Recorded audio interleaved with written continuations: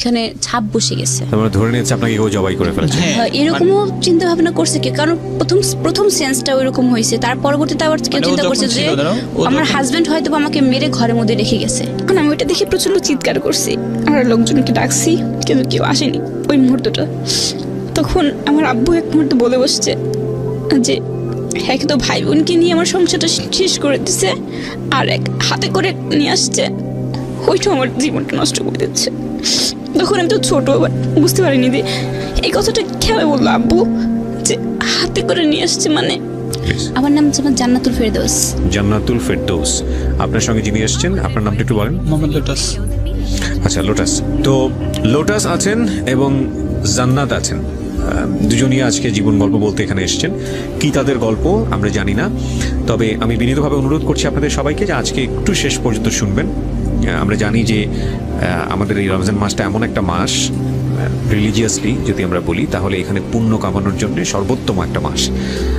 তো সেই জায়গাটা থেকে আজকের এই অনুষ্ঠানটা অন্যরকম একটা অনুষ্ঠান হবে। কোনো কিছু গেস না করতে বলছি, চলুন শুরু করা যায়। তো জান্নাত, আপনার জীবন গল্পে মূলত আমরা এখানে তুলে ধরবো এবং প্রয়োজন হলে লোটাস, আমরা জানি না এখন পর্যন্ত কি আসলে তার সম্পর্ক আপনার সঙ্গে, সেটা আমরা প্রাসঙ্গিকভাবে যখন আসবে তখন না হয় আমাদের শ্রোতারা জানবেন।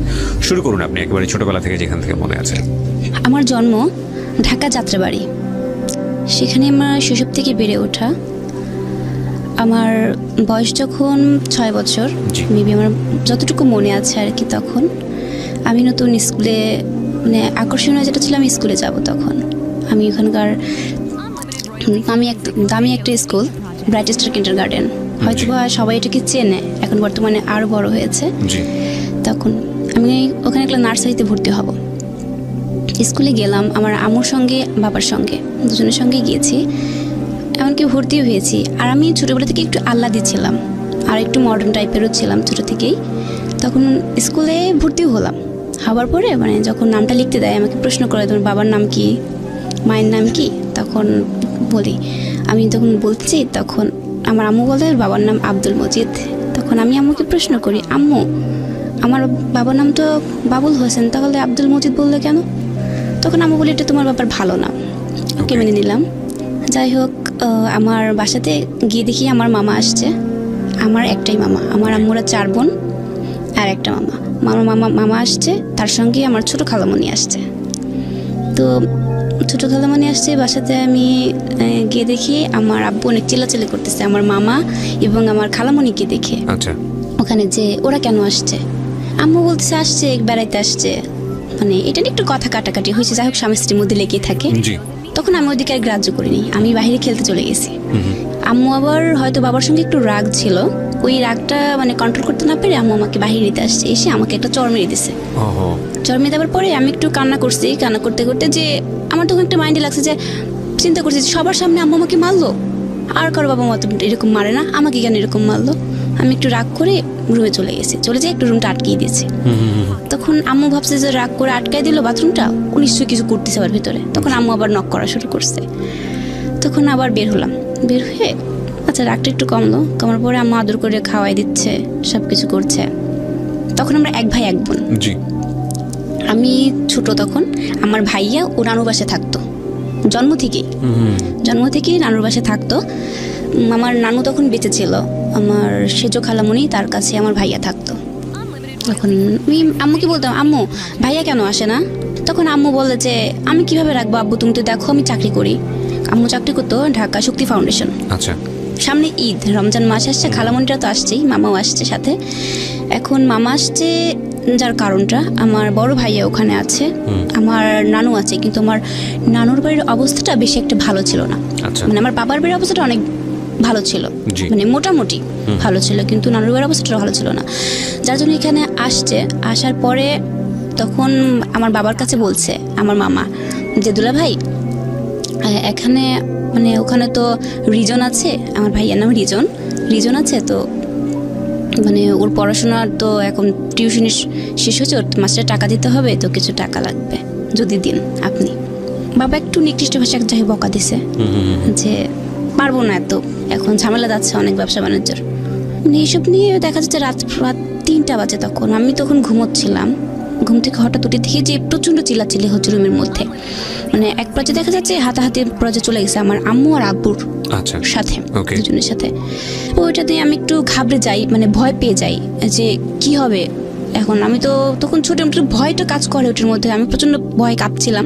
আশপাশে সবাই বলছে যে আপনাদের বাসাতে কি হয়েছে, এত চিল্লাচিল্লি, সবাই চিল্লাচিল্লি করছে। তখন আমি আবার ওইদিকে কান্না করে একটু খারাপ লাগলো, কান্নাকাটি করার পরে আমি আবার ঘুমিয়ে পড়লাম। ঘুম চোখে ছিল, ঘুমিয়ে পড়লাম। তখন সকাল হয়ে গেছে। তারপরে আমি আম্মুকে বলছি, আম্মু মামা কোথায়? আম্মু বলছে তোমার মামা চলে গেছে। তখন আমি একটু কান্না করছি যে মামা আমাকে সাথে কথা না বলে কেন চলে গেল। তখন চলে যাওয়ার পরে তখন মামা আমাকে ফোন দিয়ে বলছে, আম্মু আমি আবার পরে আসবো। ফোন দিয়েছে যখন, বলছে আম্মু তো আমি পরে আসবো আবার। তখন তো মানে মোবাইল ফোন ছিল না, তখন ওই টেলিফোন লাইনটা বললো না, তখন ওই টেলিফোন লাইনে আমি কথা বলেছি মামার সঙ্গে। তখন মামা বলেছে আমি পরে আসবো। ঈদের দিন আমার আম্মু প্রচণ্ড কাঁদতেছে, খুব কাঁদছে। কান্নার পরে আমি আম্মুর কাছে গেছি, আম্মু কি হয়েছে? কিন্তু আমি তো আর আম্মুর কষ্টটা বুঝি না, কিছুই বুঝি না আম্মুর কষ্টটা। শুধু আমাকে প্রশ্ন করছে আম্মু কি হয়েছে, তবু আম্মু কাঁদে, কোনো কথা বলে না। তারপরে ক্লাস 4-এ পড়ি, আমি নানু বাড়িতে বেড়াতে গিয়েছি। নানু বাড়িতে বেড়াতে যাওয়ার পরে পাবনাতে, ওখানে যাবার পরে আমার নানুমণি আমাকে জড়িয়ে ধরে আর আম্মুকে দেখে অনেক কান্নাকাটি করে যে মা তুই আমাকে ছেড়ে চলে গেছিস, আর আসলি না, সেই যে আসলি 3 বছর পর আসলি। কান্নাকাটি করছে। আমার ভাইয়াকে দেখলাম, আমার ভাইয়া আম্মুকে ধরে অনেক কান্নাকাটি করছে, আম্মু আমি যাবো, আমাকে নিয়ে যাও না কেন ওখানে। তো আম্মু নিতে চাইতো, কিন্তু আমার খালামণিরা নিতে দিত না। ওখানে অনেক আনন্দই ছিলাম আমরা, ভালো। কিন্তু আসার সময় আমার বাবা তো আমাদের সাথে যায়নি, আমি আম্মুর সঙ্গে গিয়েছিলাম। ওখানে মানে তাদের এমন ছিল যে আমি তো ঢাকাতে যখন থাকি তখন তো মানে খুব ভালোভাবে চলাফেরা করি, আমার খাবারটা হইতে, কিন্তু নানুর বাসায় যখন গিয়েছি তখন তো ওখানকার খাবারটাও ছিল না সেরকম। বাট আমার খুব রাগ হতো, আমি কী দিয়ে ভাত খাবো আম্মু, আমি কী দিয়ে ভাত খাবো, আমি এখানে থাকবো না, আমি চলে যাবো, এরকম বলছি। তখন আমার স্কুলও খুলে গেল, আমি ওখান থেকে চলে আসবো। আমার ভাইয়া চিৎকার শুরু করছে, আম্মু আমি যাবো, আম্মু আমি যাবো, আমার নিয়ে যাবো, আম্মু আমি যাবো। তখন নানু বলছে যে না তোমাকে যেতে হবে না। পরে যেতে দেয়নি, তখন চলে আসছে ঢাকাতে। কিন্তু ওখান থেকে ভাইয়া এতটা কান্নাকাটি করছে যে পরবর্তীতে আমার মামা আমার ভাইকে নিয়ে চলে আসছে ঢাকাতে। আচ্ছা, নিয়ে আসার পরে এখানে যখন নিয়ে আসছে তখন আমার বাবা কথা বলে না, মানে মামার সাথে তো কথা বলে না, কিছুই বলছে না।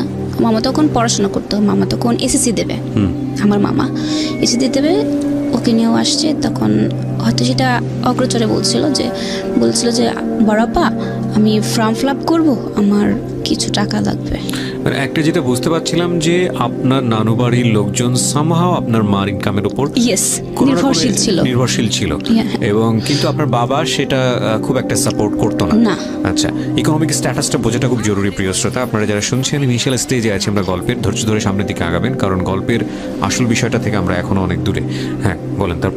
তারপরে বলছে যখন বড়াপা আমার ফর্ম ফিল আপের জন্য কিছু টাকা লাগবে, তখন আম্মু করলো কি, আম্মুর কাছে তো টাকা ছিল না, আম্মু পাশের বাসা থেকে হয়তো বা মানে মনে হচ্ছিল আমার যেটা ধার করে নিয়ে আসছে। হ্যাঁ, নিয়ে আসছে, যে পরবর্তীতে যখন স্যালারি পাইলে হয়তো দিয়ে দেবে। হ্যাঁ, নিয়ে আসার পরে দিয়েছে, মানে সেটা বলেছে তোর দুলাভাই যেন না জানে।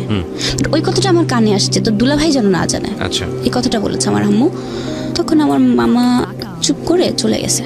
তখন আমার বাবা এসে বলছে যে আরিফ আসলো, এসে আমার দেখা না করে চলে গেল, যে ব্যাপার কি, মানে আমি যে বড়, কোনো কি সম্মান নেই আমার?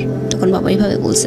এরপরে ক্লাস 5-এ উঠলাম, সমাপনী দিব আমি। তখন সমাপনী পরীক্ষা শেষে ছুটি হয়েছে, তখন দাদুর বাড়িতে চলে গেছি যশোর কৃষ্ণনগর গ্রামে, বাঘারপাড়া থানার।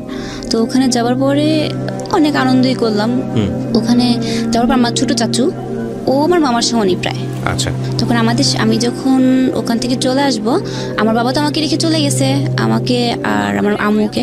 তখন আম্মুর সঙ্গে আর চাচুর সঙ্গে 4-5 দিন থাকার পরে ঢাকায় ফিরতেছি। ফেরার পরে রাস্তার মধ্যে কথা হলো যে আমার চাচু বলছে যে ভাবি এখন থেকে আমি আপনাদের সাথে থাকবো, আপনার সাথে। আম্মু বললো যে ঠিক আছে, আমাদের সাথে থাকলে তো সমস্যা নাই, আমারও ভালো, আর আমার কথা জান্নাত তো একা থাকে বাসাতে, ও তখন আর একজন সঙ্গী হবে। আম্মু অনেক খুশি হয়েছে, উৎসাহ নিয়ে চলে আসছে। তখন আমার আম্মুর পেটে বাচ্চা ছিল। আচ্ছা, তখন মানে ওই দিনই কথা বলতেই মানে আম্মুর প্রচন্ড পেইন ওঠে। প্রেগনেন্টে পরে ঢাকা মেডিকেলে নিয়ে যায়। পরে ওখানে আমার আর একটা বোন হয়। ওকে। বোন হওয়ার পরে কিন্তু ওকে খুব ভালোবাসে আমার বাবার, মানে চোখের মনেই ছিল ধরতে গেলে পারে। কিন্তু তখন দেখতাম যে আমার প্রতি যে একটা মানে তার ইয়াটা ছিল, বাট তখন হয়তো আস্তে আস্তে সেটা কমে গেছে। আচ্ছা, আপনি মনে করছিলেন যে আপনার ভালোবাসার প্রতি শেয়ার চলে এসেছে, আপনার ছোট বোন সেখানে ভাগ বসাচ্ছে? হ্যাঁ, মানে এরকম আমার মনে হচ্ছিল। মানে তখন ও বড় তো হচ্ছে আস্তে আস্তে, কিন্তু আমি তো আমার ছোট বোনকে অনেক ভালোবাসি, ওকে খুব আদর করে যত্ন করি, সব কিছুই করি। কিন্তু তখন আমার একটু রাগও হতো, যাবো শুধু ওকে নিয়ে ব্যস্ত থাকে। আমি কি কিছু না, একটা খাবার নিয়ে আসছে ওর হাতে দিল, আমার হাতে কেন দিল না?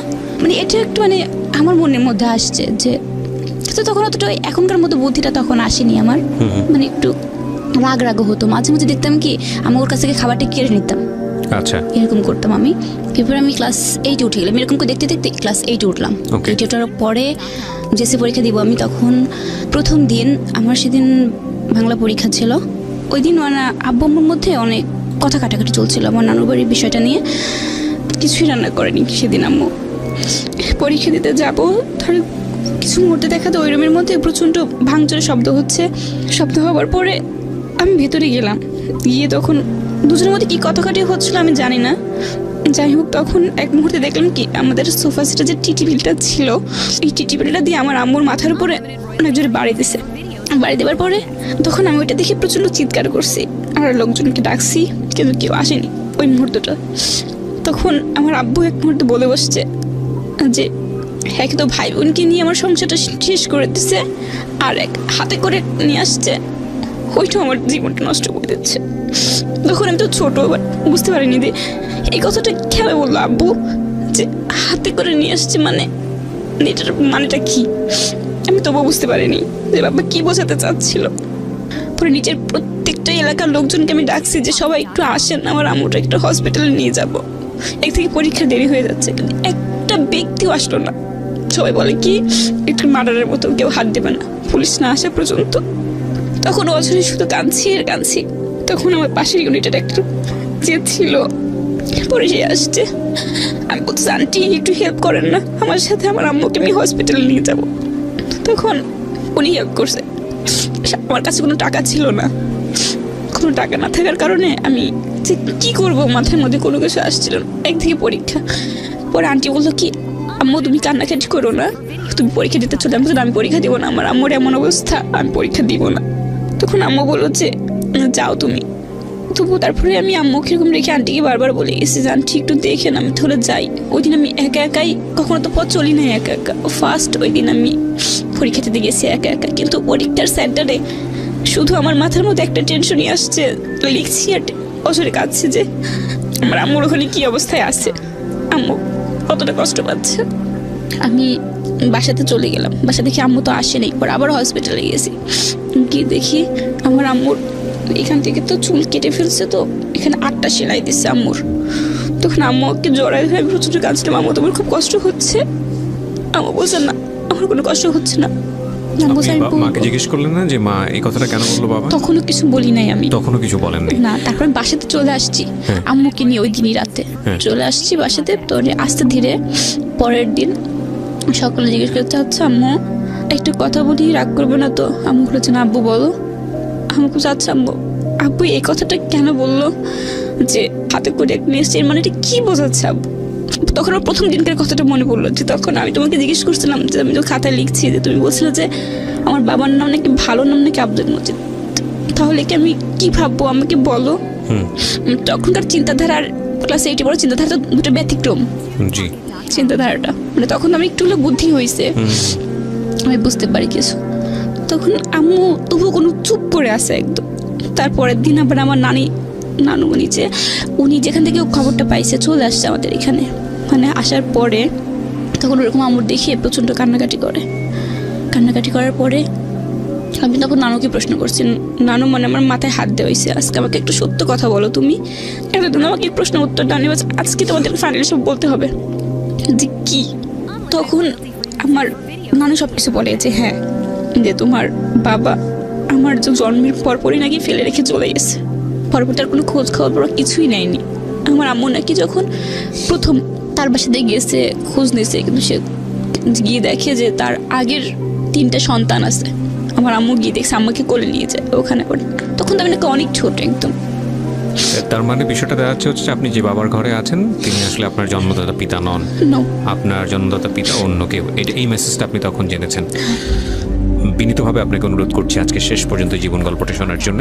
আরও একবার মনে করিয়ে দিচ্ছি, আপনারা শুনছেন প্রাণ মিস্টার ম্যাঙ্গো ক্যান্ডি প্রেজেন্স জীবন গল্প। আমি আরজি কিপ্রিয়া আপনার সঙ্গে রয়েছি। একই সাথে একটা জিনিস বলতে চাই, সেটা হলো যে সিচুয়েশন যখন একটু কড়া, যখন মন বসে না কোনো কাজে, তখন মন ঠিক করতে মুখ দিতে পারেন কাঁচা আমের স্বাদে Pran mister mango candy, good mood guaranteed. By the way, এই ফাঁকে আমি সবাইকে একটা বিষয় একটু নোটিস করছি।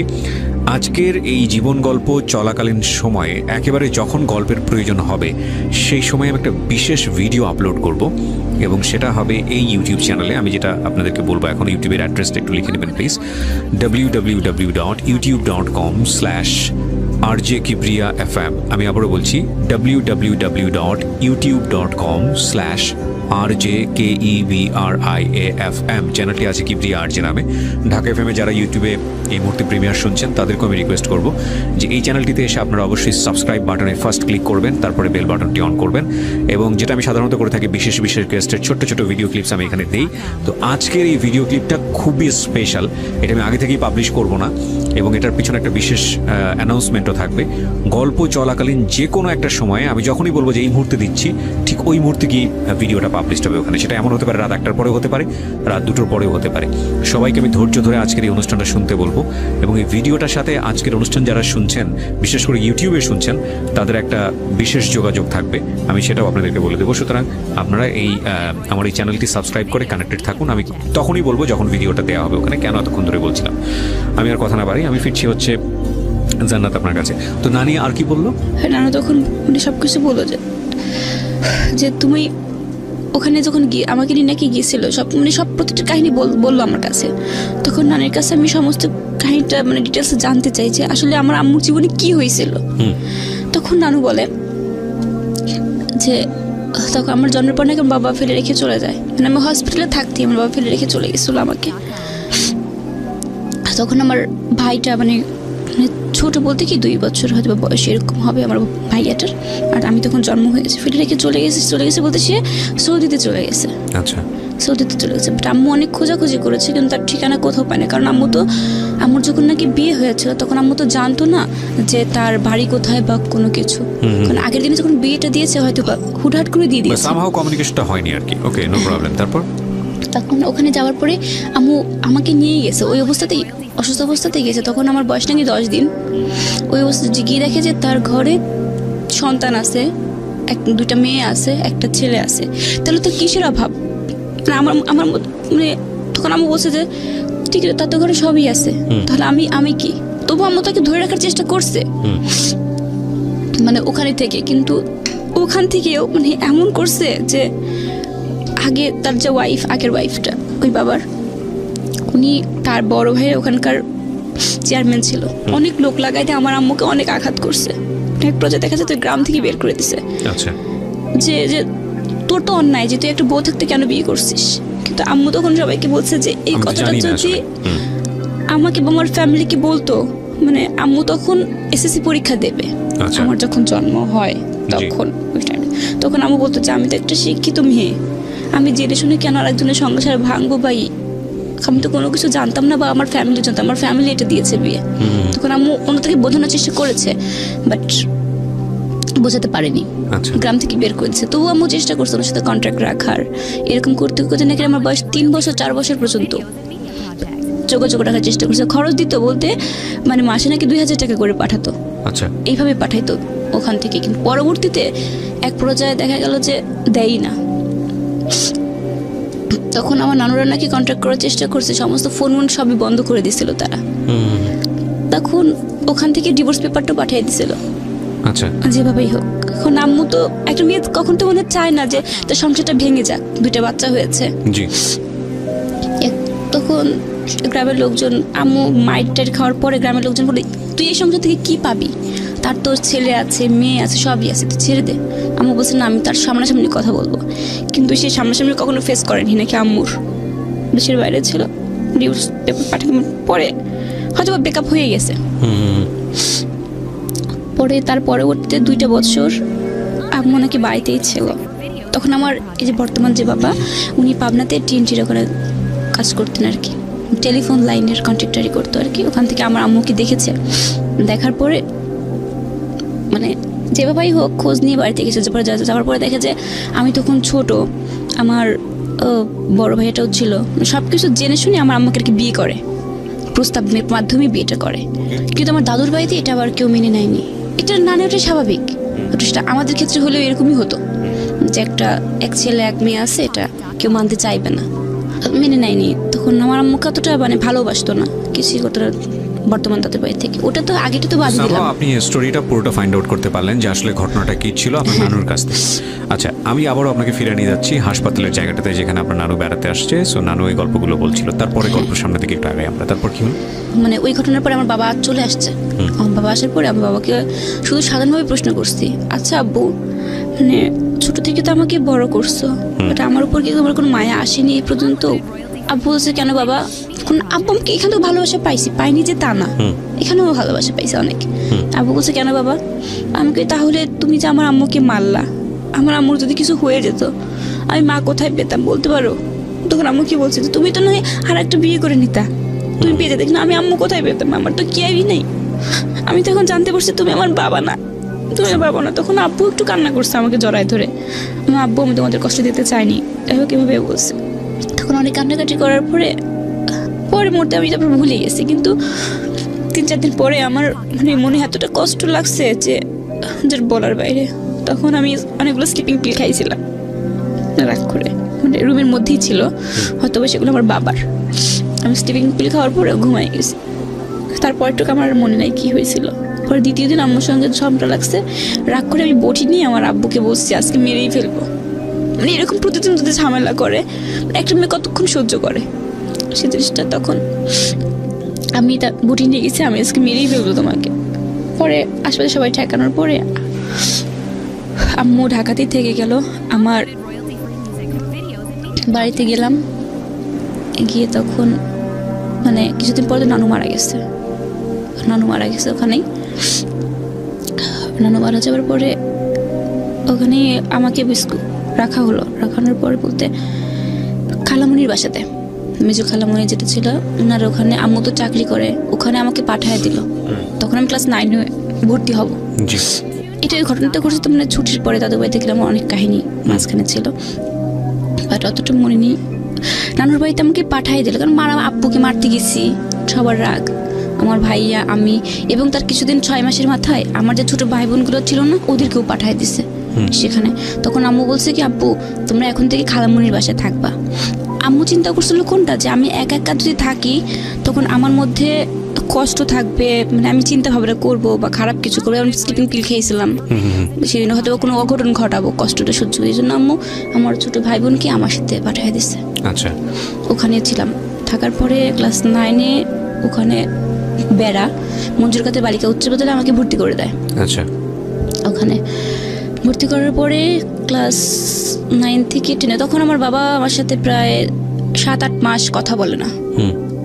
এই ধরতে গেলে 1 বছরই প্রায় হবে এরকম, ভালো করে কথাই বলে না আমার সাথে। যে মারতে গেছিলাম তো সেই জন্য। আর ছোট বোনগুলো আমার সাথেই ছিল। এরপরে ক্লাস 10-এ উঠবো আমি। 10-এ ওঠার হতে তখন অক্টোবর মাস, সেপ্টেম্বর মাস, তখন আমার বিয়ের কথা চলছে। মানে প্রত্যেকে আমি যেখানেই যাই না সেখান থেকে আমার বিয়ের প্রস্তাবটা আসে যেখানে। তখন আমি রাগ করবো যে বিয়ে করবোই না, যে আসে তাকে আমি তাড়াই দিই। প্রত্যেকটা জায়গাতে যেখানেই যাই সেখানেই বিয়ের প্রস্তাব আসে। আমার মেজো খালোর সঙ্গে, মেজো আঙ্কেল এখন সাংবাদিক, উনি পাবনার খবর ইয়াতে যায়, ভোরের আলো ওখানে যায়, ওখানকার সাংবাদিক। তো আঙ্কেলের সঙ্গে বিয়ের পার্টিতে গেছি, ওখানে একটা বিয়ে আসছে। পরে তারা মানে ছেলেটা দেখি না মানে কালো, আমি পাশাতে তো চলে আসছে রাগে। পরে দেখি যে রাত্রেবেলায় আসছে লুঙ্গি পরে, আপনাকে দেখতে আসছে, আমাকে দেখতে আসছে। মানে আমি তো একটু মানে মডার্ন টাইপের ছিলাম, যাই হোক মানে একটু লুঙ্গি পরে আসছে, মানে নিচে একটু প্রেস্টিজ না যে আমাকে দেখতে আসছে, লুঙ্গি পরে একটা ছেলে আসছে। মানে একটা মনে মধ্যে খুব জমে গেছে। পাশের রুম থেকে আমার কাজিন ছিল, ও বলছিল দেখ বান্দরের মতো দেখা যায়, মানে এরকম একটা কথা বলে যে বান্দরের মতো দেখা যায়। পরে আমি গেলাম, ওখানে যাওয়ার পরে দেখি যে লুঙ্গি পরে আসছে। আমি সরাসরি না, ওই লোকটা আমার দিকে তাকাইছে, আমি মুখটা কালো করে ফেলছি যে মানে এমন ভাব করছে যাতে চলে যায়। তারপরে উনি আমার জিজ্ঞেস করছে তোমার নাম কি, আমি নামটাও বলিনি রাগ করে। তখন উঠে দাঁড়িয়েছি, আমি আজকে আমার পরীক্ষা আঙ্কেল, আমি চলে গেলাম। পরীক্ষা আঙ্কেল? হ্যাঁ আমি বলছি, এটা আঙ্কেলকে বলছি, আঙ্কেল বসেই আছে। তো এটা বলেই বের হয়ে চলে গেছি রুম থেকে। তখন ওই ছেলেটা রাগ করে নিচে চলে গেছে। যাওয়ার পরে উনি বলছে যে আপনার ভাগ্নি আমাকে দেখে পছন্দ করে নাই, দেখছেন মানে কি ড্যামাক এই মেয়ের জীবনে বিয়ে হবে না, এরকম একটা কথা বলে গেছে। তারপরে দ্বিতীয়বার সকাল হয়েছে, সকালের পরের দিন সকালে আর কি, পরের দিন সকালে আমার মামা ফোন দিয়েছে। ফোন দেওয়ার পর বলছে আমার কিছু বন্ধু আসবে, মানে বন্ধু আসবে। তখন আমি বলছি এবার কোথাকার বন্ধু আসবে, আল্লাহর টিজিন খালি বন্ধুই আসে আর প্রতিদিন আমাদের খাবারগুলো নষ্ট করে, খাবারগুলো নষ্ট করে, এরকম কথা বলছি। ওদের একটা কথা শোনাচ্ছি। তখন আমার মামা ফোন দিয়েছে, হ্যাঁ আম্মু। আমাকে হ্যাঁ মামা বলেন। তখন বলছে যে আম্মু তুমি আজকে পরিষ্কার থাকবো, আমার বন্ধুরা আসবে। কিসের বন্ধুত্ব, আপনার বন্ধু আসবে তো আমি পরিষ্কার থাকবো কেন, মানে কি বোঝাচ্ছেন আপনি? তারপর আমি বলছি চলে আসো, চলে। মামারা আসতেছে, রাস্তার মধ্যেই হয়তো ছিল মামা, আমার বন্ধু সবাই ছিল। বাট আমাকে আমার বৌমনি, মানে মামার ওয়াইফ যে বৌমনি, আমাকে শাড়ি পরাচ্ছে। বৌমনির যেটা ম্যারেজ ডে শাড়ি ছিল ওই শাড়িটা। আমি কই এত মানে এই যে আমাকে শাড়ি পরানো হচ্ছে, ব্যাপার কি? তখন বলে যে না একটা ছেলের দেখতে আসবে। তখন বলতে আবার দেখতে আসবি, দাঁড়া আজকে মজা দেখাবো, আজকে না মানে অন্য কিছু করবো আর কি। শাড়িটা পরেছি, পরার পরে আমার দেখতে চলে আসছে, পাশের রুমে বসছে। তো ওইখানে চারজনই আসছে। আসার পরে তো পাশের রুমতে আমার খালাতো বোন ছিল, সবাই ছিল। ওরা বলছে যে আমার খালাতো ভাই, ও আবার দেখে আসছে যে ছেলেগুলো তো একটারও ভালো দেখা যায় না, তবে একটা আছে মোটামুটি কোনো রকম, ও বলছে। তাই বলছে মনে হয় ওইটাই পাত্র হবে, যাক যাই, আল্লাহ ভরসা। পরবের মধ্যে গিয়ে সালাম দিয়েছি। তো সালাম দেওয়ার পরে তখন তারা আমার প্রশ্ন করছে একের পর এক।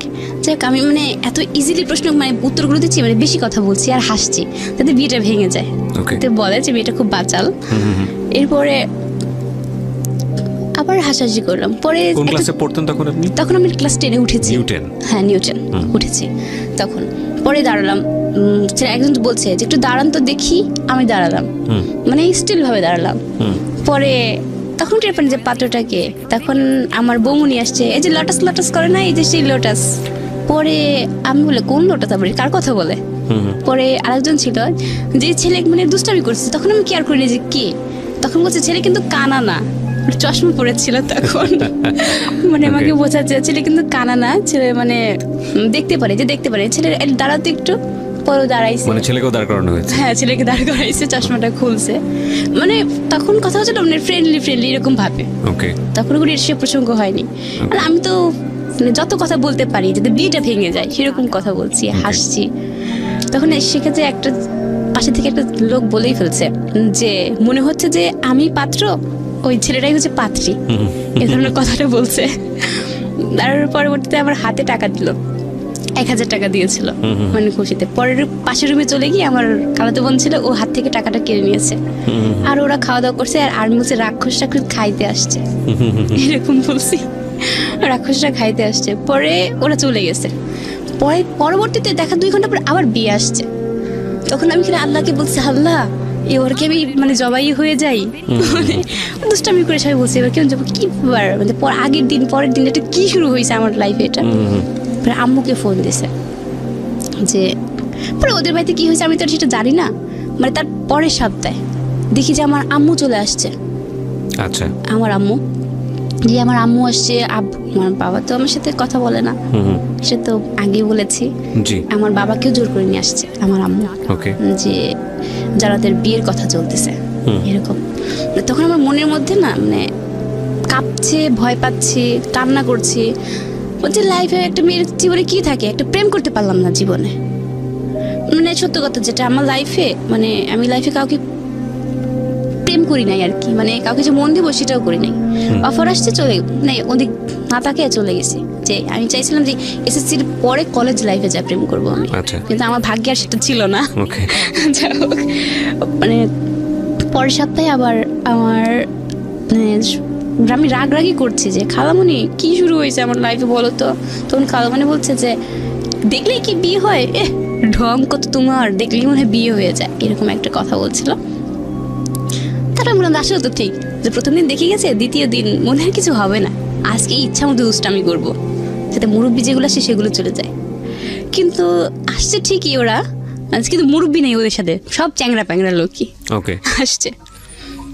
আসার পরে মানে ওই দিন কথা হচ্ছে, আমাকে দেখতে আসলো, আমাকে প্রশ্ন আবারও আগের মতোই প্রশ্ন করছে যে তোমার নাম কি, অনেক কথা জিজ্ঞেস করার পরে বলছে তুমি রান্না করতে পারো। আমি এটা আবার কে না পারে, তো সবাই পারে রান্না করতে, এরকম বলছে।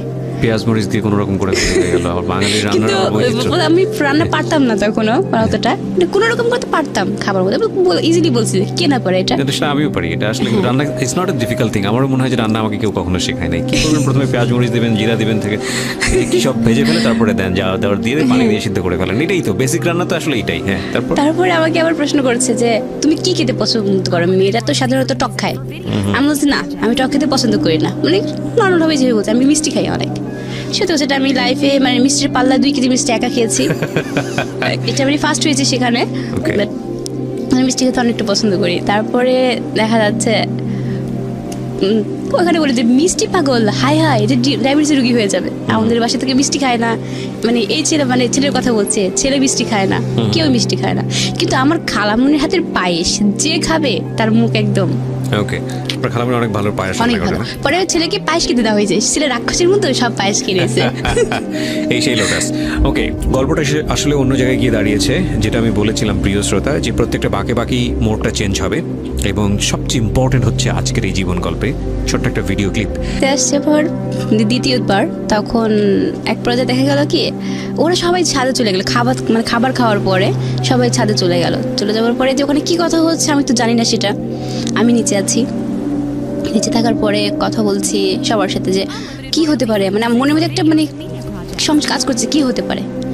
তখন উপরে গেলাম, তখনও বলেনি যে আমার আজকে কিছু একটা হবে, মানে তখন আপনি জানেন না যে আজকে কিছু একটা আপনার না। ওকে, ওখানে গেলাম, চুপচাপ বসে আছে বারান্দার মধ্যে, যে বিদ্যুৎ চলে গেছে, এত পরিমাণ গরম, মানে একদিকে হালকা হালকা বৃষ্টি হচ্ছিল, একদিকে প্রচণ্ড গরম হচ্ছিল।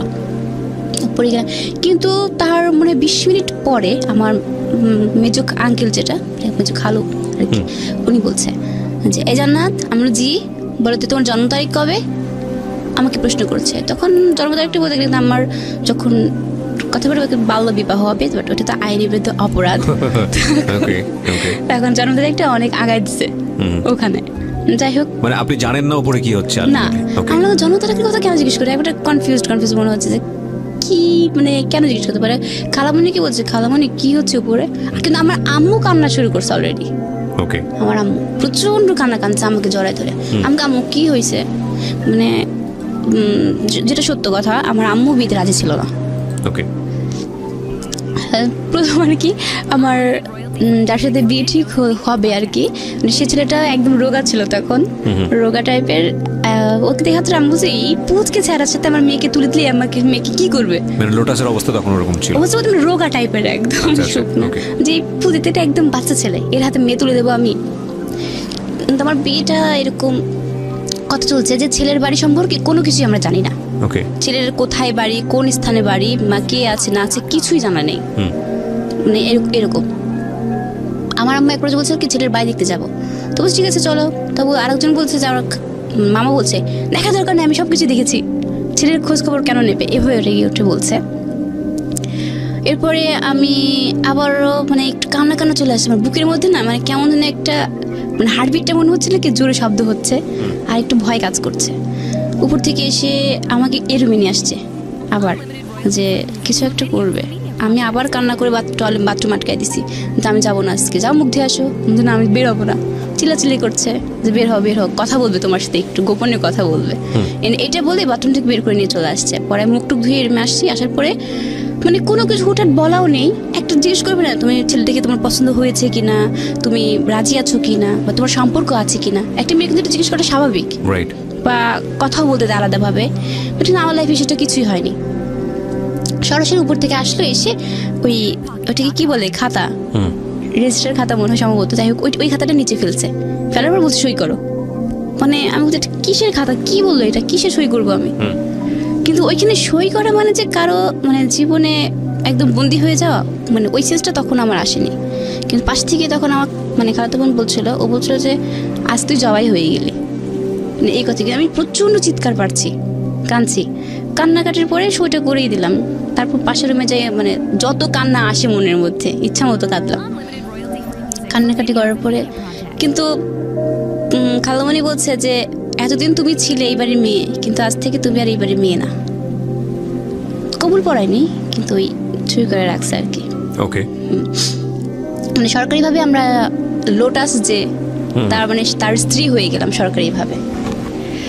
কথা বললাম, মানে দুজন ফোনে কথা আলাপ হয়। তাই পরের মধ্যে আর কি পাশের রুমে লোটাস আসে, আমরা হাসতেছিলাম মানে ওর কথা শুনে। প্রথমে কান্নাকাটি, তারপরে মুখের মধ্যে হাসি। তোরে ও আমাকে বলছে যে এত হাসো কেন, হাসির গোশ খাইছো নাকি যে এত হাসি মুখে, আমাকে এই কথাটা বলছিল। পরে কোনো কথা না বলে চলে গেলাম, মানে ও চলে গেল ওর মতো, আমরা এখানে পরের বাসাতেও চলে গেছে।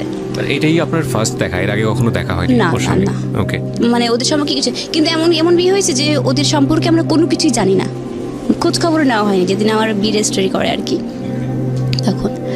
তখন যেন মানে সেপ্টেম্বরের 7 তারিখ 2012 সালের। এর পরবর্তীতে দেখা যাবে তার 1 মাস পর, মানে ওই তখন মানে ও এমন অভিনয় করতে জানে যে কি বলবো। ওর নাকি জ্বর আসছে, ওর মাথা ব্যথা করছে, ওর এটা ব্যথা ওইটা ব্যথা, কিন্তু আসলে এসব কিছুই না। ও বিয়েতে কবুলটা কেন পড়ানো হয়নি এই মতলবটা করছে মনে মনে। মানে কিভাবে কবুলটা পড়ানো যায়, ও আমাকে বলছে যে তুমি দেখবা যে 1 মাসের মধ্যে আমি তোমাকে বিয়ে করব। আমি বলছি কখনই পারবো না, বিয়েতে এমনিতেই হয়ে গেছে, আর ক্ষেত্রে কখনো হবে না, আমি এসএসসি দিব তারপরে। তো বলছি না, দুজনের মধ্যে অনেক কথার মধ্যে আর কি। যাই হোক, আর রেজিস্ট্রি করার পরে যে প্রেমটা হয় আর কি, আমাদের মধ্যে সেই ব্যাপারটা ছিল। হ্যাঁ, ইয়েস। পরে আমার ফার্স্ট মানে ওর দেওয়া উপহার একটা মোবাইল ফোন। ওকে, হ্যাঁ, সেটা একটা মোবাইল ফোন আমাকে দিয়েছে। কিন্তু ফোনটা দিয়েছে আমি অনেক খুশি হয়েছি, প্রথমে একটা ফোন পেয়েছি। আগে ফোন ছিল বাটন ফোন, বাট এখন স্ক্রিন টাচ একটা ফোন পেয়েছি, কিন্তু আমি ফোন। তখন ওর সঙ্গে আমার খালামণি একটা পার্সোনাল রুম দিয়েছে, যখন কথা বলছি, ও দেখি যে ঘুম পাড়তেছে, ওখানে এসে ঘুমাই গেছে। তারপর বিকেল হয়ে গেল, ও চলে গেল ওর মতো। এরকম তো আশেপাশের লোকজন দেখলে খারাপ বলে যে ছেলে এত যাতায়াত করে কেন, এখন মেয়ে উঠায় নিয়ে যায়নি। গ্রাম অঞ্চলে এটা বলে থাকে স্বাভাবিক। এরপরে তার দ্বিতীয় সপ্তাহ পরে আমার শাশুড়ি আম্মা যে উনি আসছে আমাকে দেখতে, এসে আমাকে দেখে অনেক খুশি যে টুকটুকি একটা মেয়ে পেয়েছি আমাদের, মানে প্রত্যেকটা মেয়ে, মানে আমি একটু চঞ্চলা কথা বলি বেশি, তখন সবাই আমাকে ভালোবেসে মেনে নিয়েছে। দেখাশোনার পরে ওরা চলে গেল। তার আবার 1 সপ্তাহ 2 সপ্তাহ পরেই ওরা আবার খবর পাঠাইছে যে আজকে বিয়ে পড়াতে আসবে, এরকম কাহিনী। 1 মাস পরেই আবার বিয়ের ঘাড়ে চলছে, আবার চিল্লাচিল্লি শুরু করতে যাবে। আমার কথার কোনো দাম নাই, যে আমার সঙ্গে এর বিয়ে হচ্ছে, তখনই কিছু বললাম না, এখন আবার আমার অনুমতি ছাড়া বলছে আবার কবুল পড়ায় দিবা। এটা কি খেলনা পাইছো আমাকে, আমি কি মেয়ে না, আমি মরে যাবো কিন্তু এরকম করলে, এরকম দুষ্টামি করে কথা বলছি আর কি। আর কান্নাকাটিও করলাম যে কোনো বিয়ে পায় না, রেসপন্স পায় না। কিন্তু সেই তখন আবার আমার বিয়ে যখন পড়ানো হবে, আমার বাবা আসবেই না, বেশি বলছে বিয়েতে মেন কথা, মানে বাবার রাগ যে আমি যাবোই না বিয়েতে। আমি অনেক কান্নাকাটি করে বাবাকে ফোন দিলাম, বাবু তুমি আসবা না, তুমি না আসা পর্যন্ত আমি কিন্তু কবুল বলবো না, আমি বলছি। তো বাবা এক পর্যায়ে রাজি করালাম, অনেক বলে 2 ঘন্টা কথা বলার পরে বাবা রাজি হয়েছে, ঠিক আছে আমি আসছি না এটাই। আবু চলে আসছে, পরের দিন ভোরে এসে আব্বু নামছে, নামার পরে কথা বললাম, আব্বুকে অনেক বোঝালাম, মানে আগের কথাগুলা পরে কথা, আব্বু যেভাবে আমার অন্যায় হয়েছে তো মাফ করে দাও। আমি তবু বাবা, আমি সেক্ষেত্রে বলছি আব্বু আমাকে মাফ করে দাও, আমার ভুল হয়ে গেছে, মাফ চেয়েছি, কারণ আমি তো সারা জীবন তোমার সাথে, আমি তো পর হয়েই গেছি, আমাকে তো তাড়িয়ে দিচ্ছে তোমরা। পরের দিন বিয়ের সময় চলে আসছে ওরা, আমার যে বিয়ে পড়ায় রাখবে, তখন ওরা সব ওদের বাড়ি থেকে সব লোকজন চলে আসছে, প্রায় 20 জনের মতো লোক আসছে। আমার জন্য একটা নর্মালি একটা শাড়ি নিয়ে আসছে, নর্মালি আর কি একটা শাড়ি নিয়ে আসছে, আর একটা জুয়েলারি একটা নিয়ে আসছে, ওইটা পরে বিয়ে পড়াবে। আচ্ছা পড়লাম, পড়ার পরে এখন কবুল পড়াবে।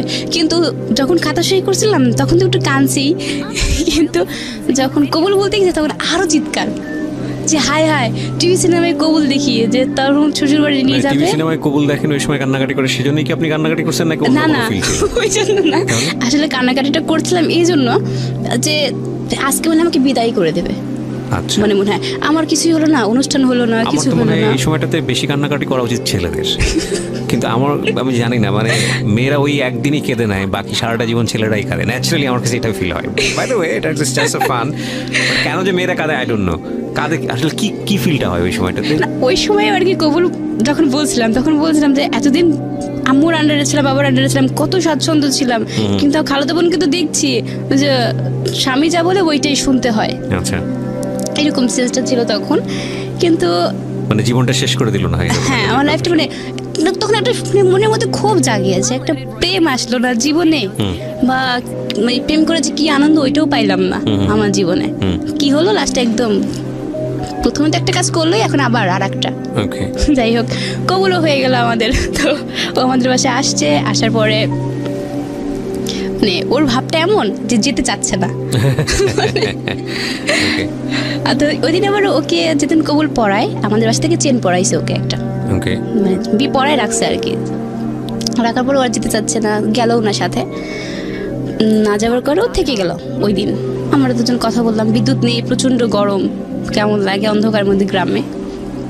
দুজনের মধ্যে অনেক কথা, মানে ওর মনে যত কষ্ট আছে সেগুলো বললো, আর আমার মনে যত রাগ আর ক্ষোভ আছে সেগুলো। Sweet moment. আমাদের 1 ঘন্টা সময় শেষ হয়েছে, আরও লম্বা সময় হাতে আছে। আমরা 2টো পর্যন্ত যেতে চাই আজকের এই গল্পটা নিয়ে। এবং আমি আপনাদেরকে একটা কথা অবশ্যই বলবো, যে আজকের এই গল্পটা আপনারা শেষ পর্যন্ত শুনবেন। There is a great message.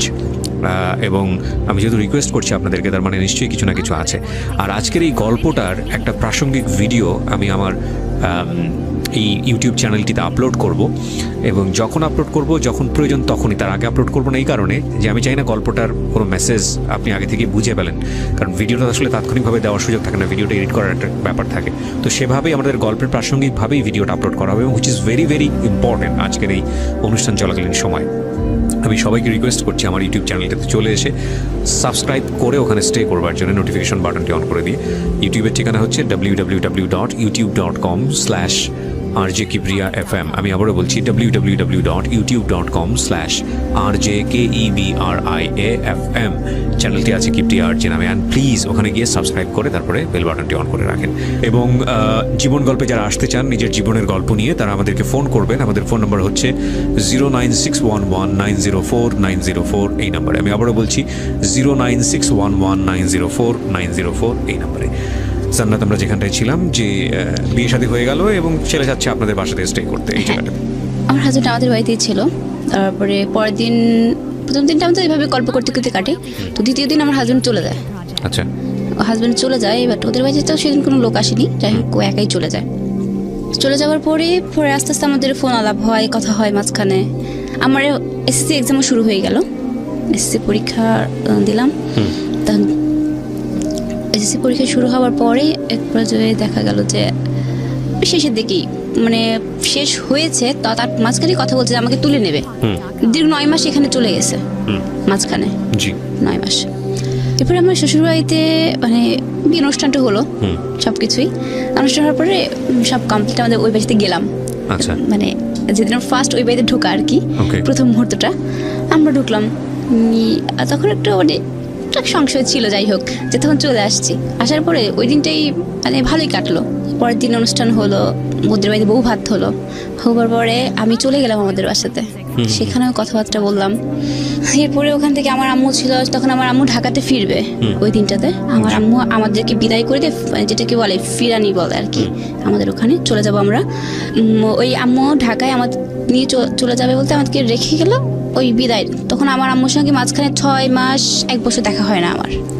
তখন একটা মেয়ের জন্য কতটা খারাপ লাগা, যে খুব স্বাভাবিক, অল্প বয়সের এত বছর, মানে পুরো একটা বছর আমার আম্মুর সঙ্গে কোনো দেখা নেই, কথা নেই, কেউ আসে না। আর আমার শ্বশুর বাড়িতে আসা যাওয়ার মধ্যে দেখা যাচ্ছে আমরা খালামণিরাই আসা যাওয়া করে, যেহেতু আমার নানুর বাড়ি থেকে আমার বিয়ে হয়েছে। কিন্তু আমার হাজব্যান্ড, আমি সত্য কথা যেটা, আমি বাবার বাড়ি থেকে যতটা ভালোবাসা না পাইছি, আমার শ্বশুর বাড়িতে আমি প্রচণ্ড ভালোবাসা পাইছি। আশপাশের সবাই, আমার শাশুড়ি আম্মা তো যে, সে তো বর্তমান যুগে এরকম আছে কিনা আমি জানি না, সকাল হইলেই ভোর হবে ডেকে দিয়ে নাস্তা মুখে তুলে খাওয়াই দেবে। উনি এরকম ধরনের মাটির মানুষ ধরতে, উনি চাকরি করে কিন্তু স্কার কোম্পানিতে।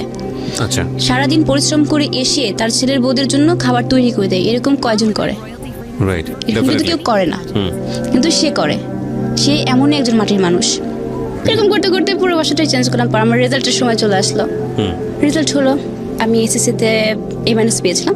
তখন একটু ভালো করছিলাম, মানে বিয়ের সময়টা মানে বিয়ে চলাকালীন এসএসসি দিয়েছিলাম, একটু খারাপ হয়েছিল আমার। তারপরে কলেজ মোমেন্টটা, শ্বশুর বাড়ি থেকে সবাই বলেছে আমাকে কলেজে ভর্তি হতে দেবে না।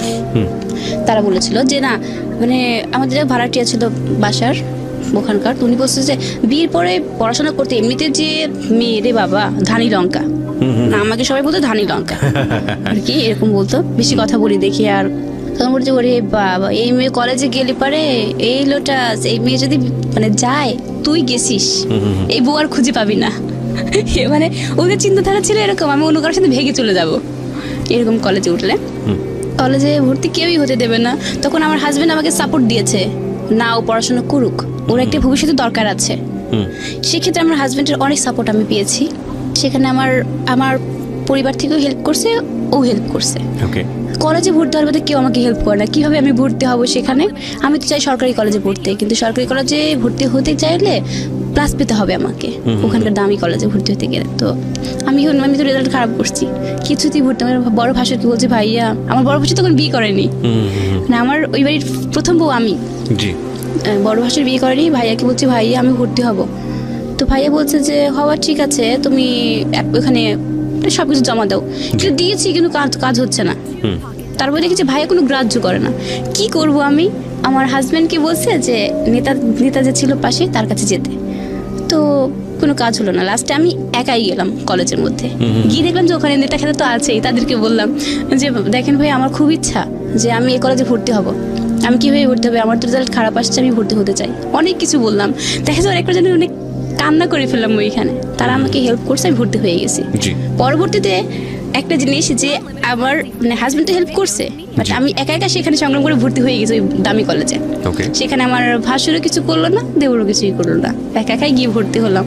কলেজ লাইফে চলছিল অনেক ভালো। আমার ফার্স্ট ইয়ারের ফার্স্ট এক্সাম শুরু হলো। আমার এক্সাম দিয়ে আমি বাসাতে চলে আসলাম। আসার পরে এর পরবর্তীতে আবার ভালোভাবে পরীক্ষাটি দিয়ে আসলাম, সুস্থ মানুষ একদম পুরা। বাসাতে আসলাম, প্রচণ্ড শীত। পরের দিন এরকম করতে করতে লাস্ট পর্যায়ে 6টা পরীক্ষা হয়। শেষের পরীক্ষার দিন আমার পরীক্ষা, এয়ার চেঞ্জ পরীক্ষা শেষ হওয়ার পরে লাস্ট দিন বাসায় চলে আসলাম। আসার পরে শুয়ে আছি, আমি ঘুমিয়ে। আমার পাশে হাজব্যান্ড ছিল, মানে যে কোনো একটা টেনশনে দুজনের মধ্যে কাজ করছে, মানে ওর মনের কথাগুলো বলছে আর আমি সেগুলো শুনছি। কিন্তু আমার পর্যন্ত সেদিন মাথা ঘুরছিল। ঘোরার পরে আর দুজনের সাথে কথা বলতে একটু মন মালিন্য হয়েছে। পরে আমার হাজব্যান্ড চলে গেছে, বাসাতে কেউ নেই, আমি একা ছিলাম সেদিন। শীতের মধ্যে কম্বল গায়ে দিয়ে শুয়ে আছি। ও তো চলে গেছে, যাবার আমি ঘুমিয়ে আছি। ঘুম থেকে ওটা হঠাৎ ঘুমের 1 ঘন্টা পরে দেখছি যে আমার প্রচন্ড মাথা ঘুরছে। কিন্তু কেন মাথা ঘুরছে আমি বুঝতে পারছি না কিছু। বিয়ের কত বছর পরের ঘটনা এটা? বিয়ের 2 বছর পর। বিয়ের 2 বছর পরে। ওকে। তারপরে মাথার এত পরিমাণ ঘুরছে আমার, কিন্তু কেন ঘুরছে কিছুই বুঝতে পারছি না।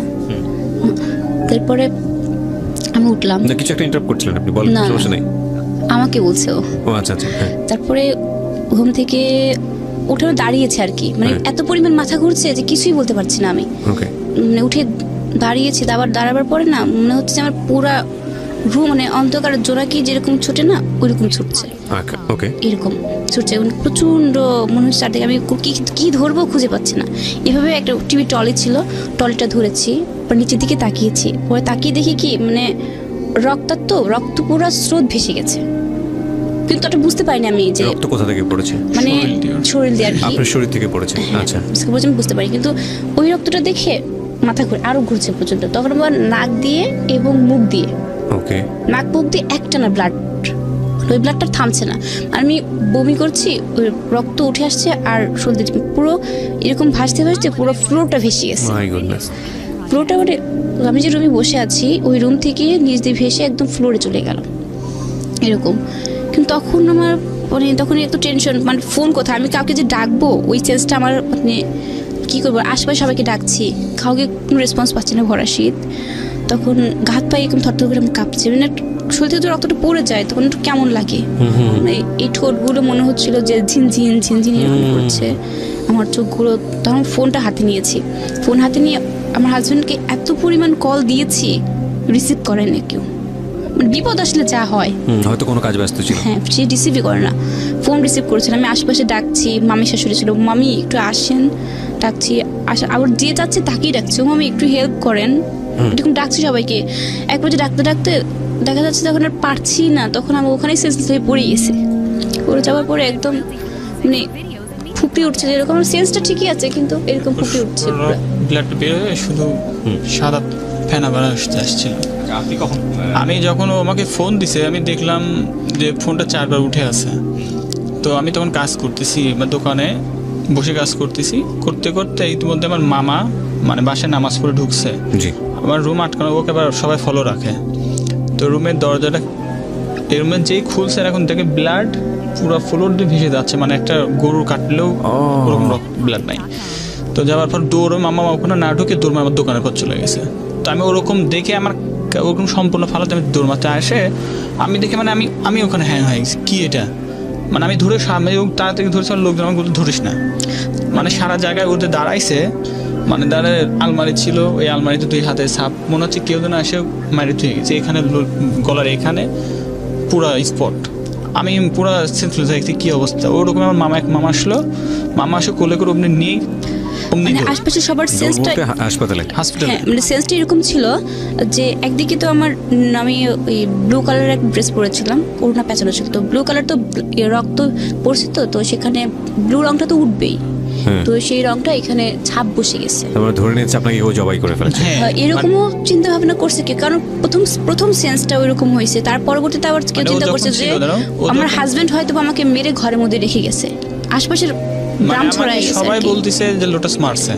তো আমি বলছি আমি তো মারি নাই, আমি যেরকম আগে নিয়ে যাই, নিয়ে যে মানে বাসার কেউ ওই ব্লাডটা যে ধুবে সেটা ধুচ্ছে না, অলরেডি মানে প্রশাসনিক ফোন দিবে। তা আমি কোথাও ফোন দেওয়ার দরকার নাই, মানে পুলিশকে জানা। তা আমি বললাম কাউকে ই করার দরকার নাই, ও সেন্স নেই, একদম সেন্স নেই, ওকে অমনি কোলে করে নিয়ে মানে লাইফে তো এরকম মানে কখনো এরকম নিয়ে যে হসপিটালে নিয়ে গেলাম। তো ওই মুহূর্তে ব্লাডের গ্রুপ জানা নাই আমার ওর। দেখেন গল্পটা কোথায় ছিল, কোথায় এসে দাঁড়িয়েছে এবং কোথায় যাচ্ছে সেটাও আপনার জন্য অকল্পনীয়। শুধু একটাই কথা, ধৈর্য ধরে প্লিজ শেষ পর্যন্ত আপনারা শুনবেন। আমরা ছোট্ট একটা বিরতি নেবার আগে আপনাদেরকে আবারও বলছি, এই গল্পের খুবই গুরুত্বপূর্ণ একটা ভিডিও পার্ট যারা আজকে এখানে গেস্ট হিসেবে আছেন তাদেরকে আমরা উপস্থাপন করবো আমাদের ইউটিউব চ্যানেলে। আমার ইউটিউব চ্যানেলটিতে গেলে আপনি সেখানে তাদেরকে দেখতে পাবেন। তার আগে আপনাকে সাবস্ক্রাইব করতে হবে আমার ইউটিউবের ঠিকানায় www.youtube.com/RJKebriafm RJKEBRIAFM চ্যানেলটিতে গিয়ে সাবস্ক্রাইব করে নোটিফিকেশন মানে ঘন্টা বাটনটা অন করে নেবেন। আমি কিছুক্ষণের মধ্যে হয়তো ভিডিওটা আপলোড করব। ঠিক আছে, তো তারপরে কি হলো লোটাস? হসপিটালে নিয়ে গেলাম। তো একটা মানুষের শরীরে যখন মানে 0 পয়েন্ট আসে তখন তার অবস্থা কি হতে পারে। তো ডাক্তার বলতেছে ব্লাডের গ্রুপ বলেন, তো গ্রুপ তো আমার জানা নাই, পাশে ওর বাসারও কেউ নাই, শুধু আমি আমার মামারা। তো তখনও আমার বাসাতে জানানো হয়নি, মানে ওর সেন্স রয়েছে, ওভাবে সেন্স রয়েছে। আমি বলতে জানা তুমি কি তোমার ব্লাড গ্রুপ জানো? 3 বার বলছে হ্যাঁ বি পজিটিভ। যখন বলছে তখন সঙ্গে সঙ্গে ব্লাডের আর কোনো নাই। পরে নিয়ে ডাক্তার বলতেছে এই রোগীকে আমরা করতে পারবো না। মানে ডক্টরের ওখানে আমি তখন পাবনা সদরে ভর্তি ছিলাম, ওখান থেকে সরাসরি কোনো টেস্ট না করেই বলে ফেলছে ব্লাড ক্যান্সার। তার ব্লাড 3 ব্যাগ, যখন 2 ব্যাগ চলে গেছে শরীরে, ডাক্তার বলতে আরো 3 ব্যাগ দিতে হবে। তো আমি বললাম আচ্ছা ব্লাডটা যে দিচ্ছেন আপনি পজিশনে দিচ্ছেন, কথা ব্লাডের শরীরে কিচ্ছু নাই, মানে তো আপনি বাঁচবে না। তো আমি দেখতেছি ওর যেভাবে শরীর দিয়ে মুখ দিয়ে নাক দিয়ে ব্লাড আসতেছে, আমার তো আমার পুরো সেন্স কাজ করতেছে না। তো তখন ওকে আমি বললাম, ডাক্তার বললো ঠিক আছে আপনি ব্লাডই করেন। 2 ব্যাগ ব্লাড নিয়ে করে দিল, সঙ্গে বলে রাজশাহীতে নিয়ে যান। রাজশাহী নিয়ে গেলাম, রাজশাহী নিয়ে যায় বিভিন্ন রকমের টেস্ট। আমার তো তখন মাথা খেয়াল, আমার একটাই খেয়াল যে শুধু আমি ওকে বাঁচাবো, আমার কিচ্ছু দরকার নাই। ডাক্তার বলতেছে টেস্ট করান, মানে এমন অবস্থাটা হয়েছে রাজশাহীতেও যে শুধু টেস্টের পর টেস্ট, মুখ দিয়ে ডক্টর এসে আমার সঙ্গে কথা বলছে, ডক্টরের মানে পায়ের উপরই মানে মুখ দিয়ে ব্লাড চলে আসছে, কিন্তু ডক্টর বলছে কিছু বুঝতে পারছে না কেন রোগটা আসছে। টেস্ট করতে করতে মানে আমার পুরো হাত আর হাত নেই, মানে এরকম পুরো ফুলে গেছে 2 হাতটা। আর আমি তো খাবার খাই না প্রায় অনেক দিন যাবত, স্যালাইনের উপরেই যাচ্ছে। তো আমি ডাক্তারকে বলতেছি আচ্ছা আপনারা যে এই টেস্ট দিচ্ছেন আমি সবই মানতেছি, কিন্তু আমার রোগীর তো কোনো রকম আমি ইনফর্ম পাচ্ছি না যে ওর ব্লাড উঠতেইছে। আপনারা এত মানে না হলে যে ডাক্তার আসতে প্রতিদিনে না হলে ডাক্তার ঘুরে 100 থেকে 120 জন ঘুরবে, আসতে যাচ্ছে, আমার রোগীর কোনো আমি পাচ্ছি না। তো ডাক্তারের সঙ্গে এক মুখ করে আমার ঝামেলা লেগে গেল। তো আমার যে খালু শ্বশুর ছিল তাকে নিয়ে গেছিলাম, সে বললো ওটা তুমি একটু চুপ থাকো। তো মাথা ঠান্ডা করে আমি বললাম মাথা ঠান্ডা আমার আসতেছে না। তখন ডাক্তার বলতেছে যে ওষুধ খান, যখনই ব্লাড উঠতেছে তখনই ওষুধ দিচ্ছে, অ্যান্টিবায়োটিক ওষুধ দিচ্ছে আর ইঞ্জেকশন দিচ্ছে। মানে কিছু দেরি সময় থাকার বন্ধ জন্য। থাকতেছে, কিছু সময় বন্ধ থাকতেছে, বলে ঠিক হয়ে যাবে। তো যাই হোক, এক প্রকার ব্লাডটা একটু বন্ধ হলো। 7 দিনের মাথায় ওকে আমি নিয়ে পাবনা আসলাম। মানে ফিরে বাসাতে চলে আসছি, আসলার ওখানে মনে হয় 2 সপ্তাহ পর, 2 সপ্তাহ পর আমি আবার ওকে রেখে গেছি। ও তখন একটু ভালো কথা বলতেছে, মানে আবার কলেজে গেছি, আবার কলেজ থেকে রেজাল্ট আসছে জানার জন্য যে আমি ফর্ম ফিল আপ করতে পারবো কিনা, মানে এই ধরনের আর কি। ইন্টার পরীক্ষার ফাইনাল। হ্যাঁ, ওকে। তখন তো আমি গিয়েছি, বাট মনেও রেজাল্ট হয়েছে, কিন্তু আমি সেখানে বলছে যে হ্যাঁ এগ্রিড পেয়েছি, মানে স্যার বলেছে। তো আনন্দ চলে আসছি, আমার কাজিন ছিল সাথে, খালাতো ভাই, ওর সঙ্গে বাসায় চলে আসার পরে আমার কলেজ ড্রেস পড়াই আছে। মানে আমি তো অসুস্থ, হাঁটতে পারি না, রাজশাহী থেকে চলে আসছি, ওই অবস্থা কলেজে গিয়েছিলাম, বাসাতে নিয়ে চলে আসলো আমাকে। তো আমাকে রুমে বসায় রাখছে। আমার তো প্রচন্ড জ্বর, গায়ে জ্বর, আমার গায়ে হচ্ছে আমার রেশ বের হয়েছিল এরকম ফুসকা। লোটাস বলেন। হ্যাঁ, তো আমি ডাক্তারকে ফোন করলাম যে স্যার ওর তো এরকম গায়ে কি যেন বের হয়েছে। তো বলতো এটা হলো ওষুধের রিয়াকশন। তো আমি ওকে আবার দেখতে ঠিক পাবো যে ওর কখন কোন সিনড্রোমটা শুরু হবে, মানে ঠিক পাই আমি।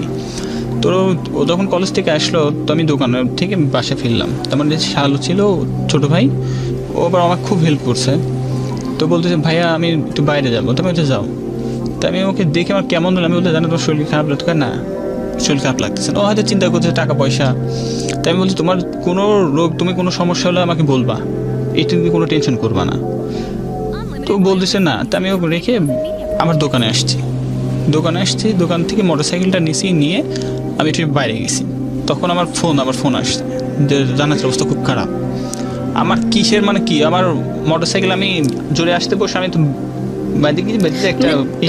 একটা জিনিস করছে কি যে আমি যে ওরকম মানে আবার ওরকম একটা না ব্লাড, তখন পরের বার আবার না আরো বেশি আসছে, কারণ 5 ব্যাগ ব্লাড নিয়েছি, তখন তো শরীর অলরেডি ফুল ব্লাড আসছে, আমার 18 পয়েন্টের উপরে ব্লাড আসছে, আবার সমস্ত রক্তটাই ঝরে গেল, মানে তখন মুখ দিয়ে বেশি আসছে। কয় সপ্তাহের ব্যবধানে?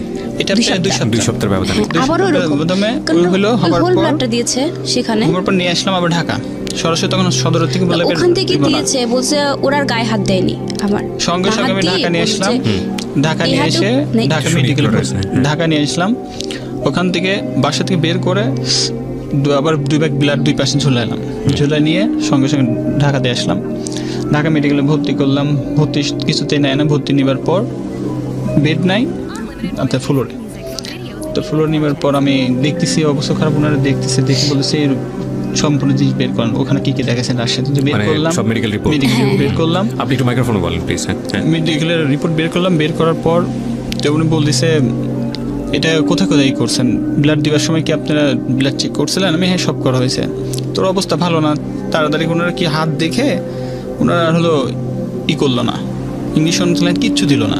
মানে দুই হাতটা ফুলে না হলো 4 কেজি হয়েছে। ওর কানের থেকে শুরু করে এই মাথা থেকে শুরু করে পায়ের যতগুলো রগ আছে মানে সব শেষ, মানে ফুটা করতে ওর জায়গা নাই। তো ভর্তি করলাম। ভর্তি করার পর ওনারা ইঞ্জেকশনের মাধ্যমে ওষুধ দিল 1000 পাওয়ার এরকম ওষুধ। একটা ইঞ্জেকশনের পাওয়ার 2500-3000। আবার যে ওষুধ দিছে ওষুধের পাওয়ারও এরকম।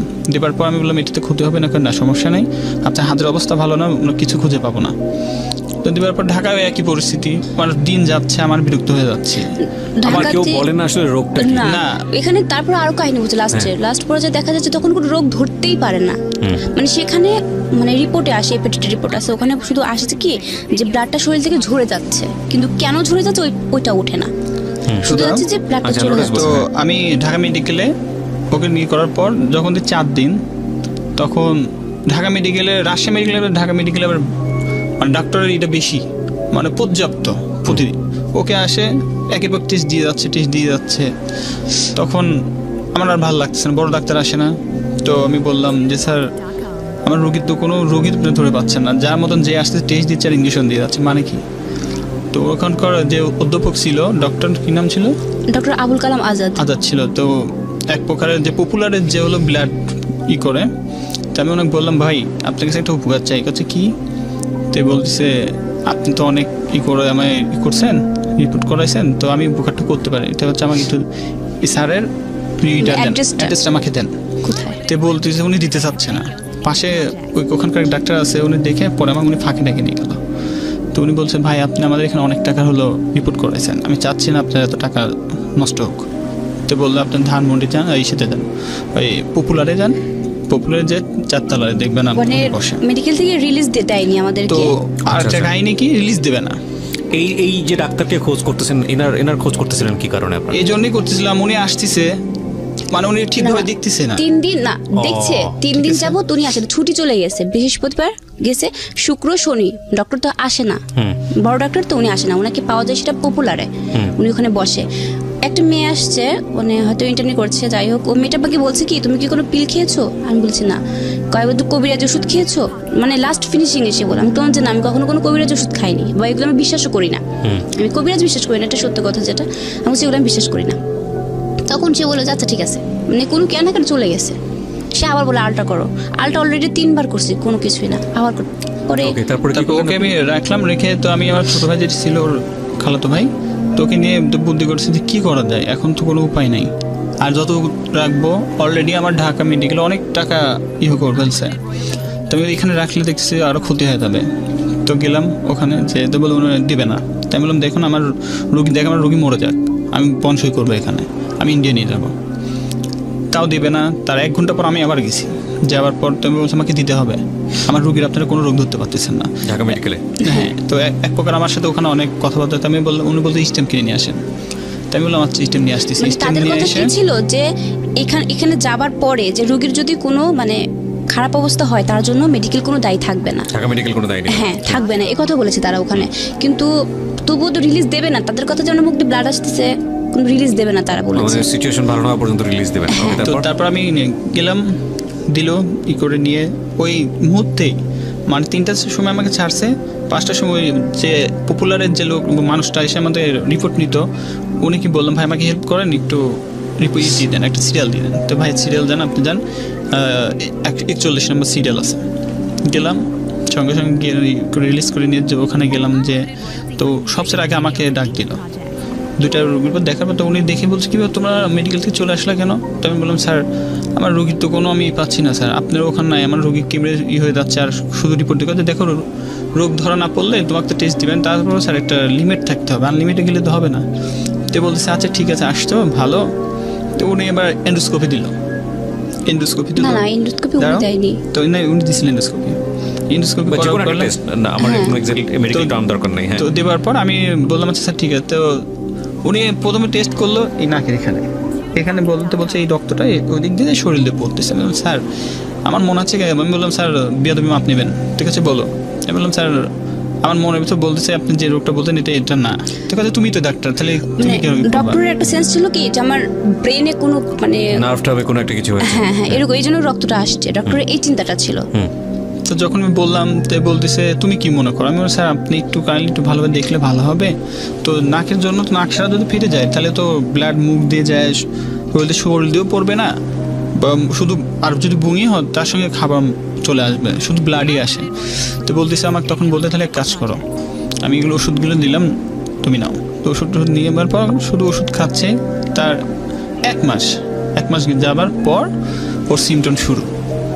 ও যখনই বলছে আমার নাক থেকে গন্ধ আসতেছে তখনই বুঝেছি মনে আর রেহাই নাই, আবার ব্লাড আসতেছে। হ্যাঁ আবার ব্লাড আসা শুরু বমি করছে, ফোন দিলাম, স্যার বলল মানে ওষুধ ওই খাওয়াই দাও। ডক্টরের মেডিসিন খাওয়ার পরে 1 মাস যাবত আমি ফুল ভালো ছিলাম, তো মানে মেন কথা একদম পুরোই সুস্থ। মানে কিসের জন্য ভালো ছিল এটাও বলি, ওকে যেসব পাওয়ারে ইনজেকশন পুশ করা হতো আর যেসব ওষুধ দিছিল আর একটা ইনজেকশন দিছিল, ওই ইনজেকশনটা যখন আমাকে বলতো যখন বমি আসবে ইনজেকশনটা ভেঙে পানির মধ্যে গুলে কুলি করে ফালাই দিবা।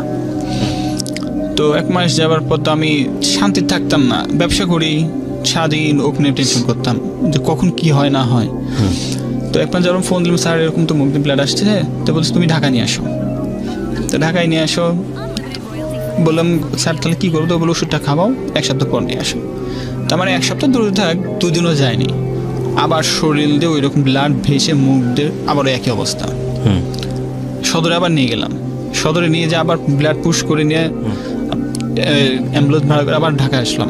ঢাকা আসার পর স্যারকে বললাম, স্যার আবার ওষুধ লিখে দিয়ে আবার করলো। তো তখন আবার আম্মা ছিল ঢাকাতে, আমার আম্মু ছিল আর কি তখন। তো বলতেছে যে আর আমি কাউকে দেখাবো না, ঢাকার শহরে কত জায়গা আছে দেখ, ওনার সঙ্গে হাঁটতেছি। মিডনওভার থেকে শুরু করে এমন কোনো বড় জায়গায় আমি যাইনি। মিডনওভায় গেলাম, এমন ডাক্তার যে মনে হয় তাকে যদি মারতে পারতাম। ওনার ভিজিট 1200 টাকা। মানে উনি যে ডাক্তার, মানে একটা রুগীকে একটা কথা বললে কিন্তু একটা রুগী কিন্তু এমনিতে ভালো হয়ে যায়। তো আমার শাশুড়িও আছে আমার সঙ্গে, আরও কয়েকটা পেশেন্টও আছে। তো 2টা পেশেন্ট বের হয়ে গেলে, একটা পেশেন্ট আমার সঙ্গে রয়েছে। তো বলতেছে আপনার কাগজপাতি বের করেন। আমি বের করলাম, উনি বললো যে এগুলো টেস্ট করে নিয়ে আসেন। টেস্ট করে আমাকে জিজ্ঞেস করতেছে যে আপনার মেয়ের অন্য কোনো সমস্যা না, আর একটা ফালতু একটা কথা বললো। তো আমি শুধু বললাম আপনার ডাক্তার না, তো আপনার ওষুধ লেখার দরকার নাই, এই পন্থী এখন ভিজিট আমি বেরিয়ে যাচ্ছি। মানে ওখানেও মানে ডাক্তারের সঙ্গে সিনক্রেট হয়েছে আর কি। বের করে নিয়ে চলে আসলাম। তো পাশে যে পেশেন্ট ছিল, ওকে আসলে তো আপনার ডাক্তার না, কারোর সামনে, কারো মার সামনে, কোনো হাজব্যান্ডের সামনে কোনো বাপের নাম উল্টা কথা কি বলে। তো বাড়া আসলাম। তো আমার শাশুড়ি বলছে আজকে আমার মেয়ের অসুখ ধরানো পর্যন্ত আমি এখান থেকে ধরবো না। ওকে যদি আমি মনে করেন সেদিনকে যদি আমি ওকে না দেখাতাম, আজকে হয়তো আমার সাথে থাকতো না। সেক্ষেত্রে আমার হাজবেন্ড আমার আম্মুর বিরুদ্ধে গিয়েছিল। সেক্ষেত্রে মানে আমার আম্মু বলেছিল যে আমার মেয়ের রোগ একটা আছে বিদায় আমার মেয়ের ব্লাডটা পড়ে। আম্মুর কথা ছিল এটা। আর ও বলছে আমি এখানে দেখাবোই না। মানে ওর চিন্তা ছিল কি একেবারে টেস্ট করছে, আর আমার অবস্থা কোন খারাপ হয়ে গেছে, মানে ও চাচ্ছে না কিছু এমন অবস্থা। তো আমি দেখতেছি আসলে কতটা খারাপ। দেখে আজ কি হয়, পয়েন্ট নামে আসছে আপনার 4 পয়েন্ট, আর 2 পয়েন্টে চলে আসলো মারা যেত সেটা। মানে সেটার মধ্যে মানে প্লাজমাটা ছিল যে মানে ওইটার পয়েন্টটা ছিল। আল্লাহর রহমত ছিল যে তখন ওর যে বাবা, ওর বাবার এক ফ্রেন্ডের সঙ্গে দেখা হয় রাস্তায় দেখা হয়। ওনার আবার ভাই আর মা মারা যায়, এই অসুখে মারা যায়। তে বলতেছে কি হয়েছে, কদিন তো ঘুরতেছ, সব কিছু বলো। ওর বাবা তাকে বলে নাই। বাবা মানে কোন বাবা? ওর যে বর্তমান। আচ্ছা। তো আমার শাশুড়ি বলতেছে ভাই এরকম ব্যাপার, আমি খেতে বাঁচাতে পারতেছি না। তো বলতেছে একটা কার্ড দিল, এই কার্ড নিয়ে আপনারা হসপিটালে যান। তো গেলাম, তো স্যারের ওখানে গেলাম, ডক্টর ইউনুস স্যারের কাছে গেলাম। উনি যে বলতেছে রাত বাজে তখন 10:30। তো সম্পূর্ণ রিপোর্ট নিয়ে ঢুকে গেলাম। উনি দেখে বলতেছে আপনারা কোথায় এত রিপোর্ট করাইছেন। মানে স্যার একবার জিনিস এই রিপোর্টগুলো নিয়ে এইভাবে ফেলে দিছে যে ওর যে মূল রোগটা এটাই ধরতে পারেনি, এত টেস্ট কেন করে। তো আমি আবার ওই জিনিসটা তুলে আবার তুললাম হাতে করে। তো স্যার কিছু মনে বলছে তোমার এই অসুখটা একটা গোল চিহ্ন দিয়ে দিল, এই অসুখটা এখানে ঢুকে আছে। তো আমাকে বলতেছে তোমরা এই পর্যন্ত কত টাকা খরচ করছো। তো আমি স্যারকে বললাম, স্যার ওই রিপোর্ট দেখে স্যার বুঝে ফেলছে। তো স্যার বলতেছে আমি একটা কথা বলবো, আমার এখানে যদি ভর্তি হও তো প্রথমে তোমার লাগবে 2.5 লাখ টাকা। আমি তো আসলে নিরুপায়, আমি এই পর্যন্ত 3 টার্ম হয়েছে, এই পর্যন্ত অনেক প্রচুর টাকা চলে গেছে। তো স্যার বলতেছে আচ্ছা ঠিক আছে, তো এক প্রকারের কথা বলে আমি ব্যাক আসছি। তো আমাকে স্যার শুধু একটা কথা বললো, তুমি এখান থেকে বাড়াবা, এই রুগীর যদি কোনো রকম সমস্যা হয় পরবর্তী এখানে আসবে, তোমাকে ভর্তিও নিব না এবং ঢাকা পিজিতেও তোমার ভর্তি হবে না। কারণ স্যার হচ্ছে ঢাকা পিজির মানে তখন এই কথাটা শুনে আমার মাথার ভিতরে একটু ঘুরন দিল, নিশ্চয়ের ভিতর কিছু একটা আছে। তো বাইরে যাই আমি শাশুড়িকে বললাম মা দরকার নেই, যা আছে চলেন ভিতরে ঢুকলাম। তো আমাকে 3টা টেস্ট দিল। 3টা টেস্ট করলাম, করার পর তো উনি বললো এই টেস্ট লাগবে একদিন টাইম, আপনি রাত 10:30 আবার আসবেন। গেলাম, যেদিন রিপোর্টটা দিয়েছে, বাট যেদিন রিপোর্টটা দেবে সেদিন মানে আমার আম্মু তো মানে কান্নাকাটি করছে রিপোর্ট, মানে ভয় আম্মু, মানে ওর আম্মা কখনো দেখেন এরকম ব্লাড হয়। তো সেদিন আমি আল্লাহকে দোয়া করি আমার সামনে যেন কখনো এটা না হয়।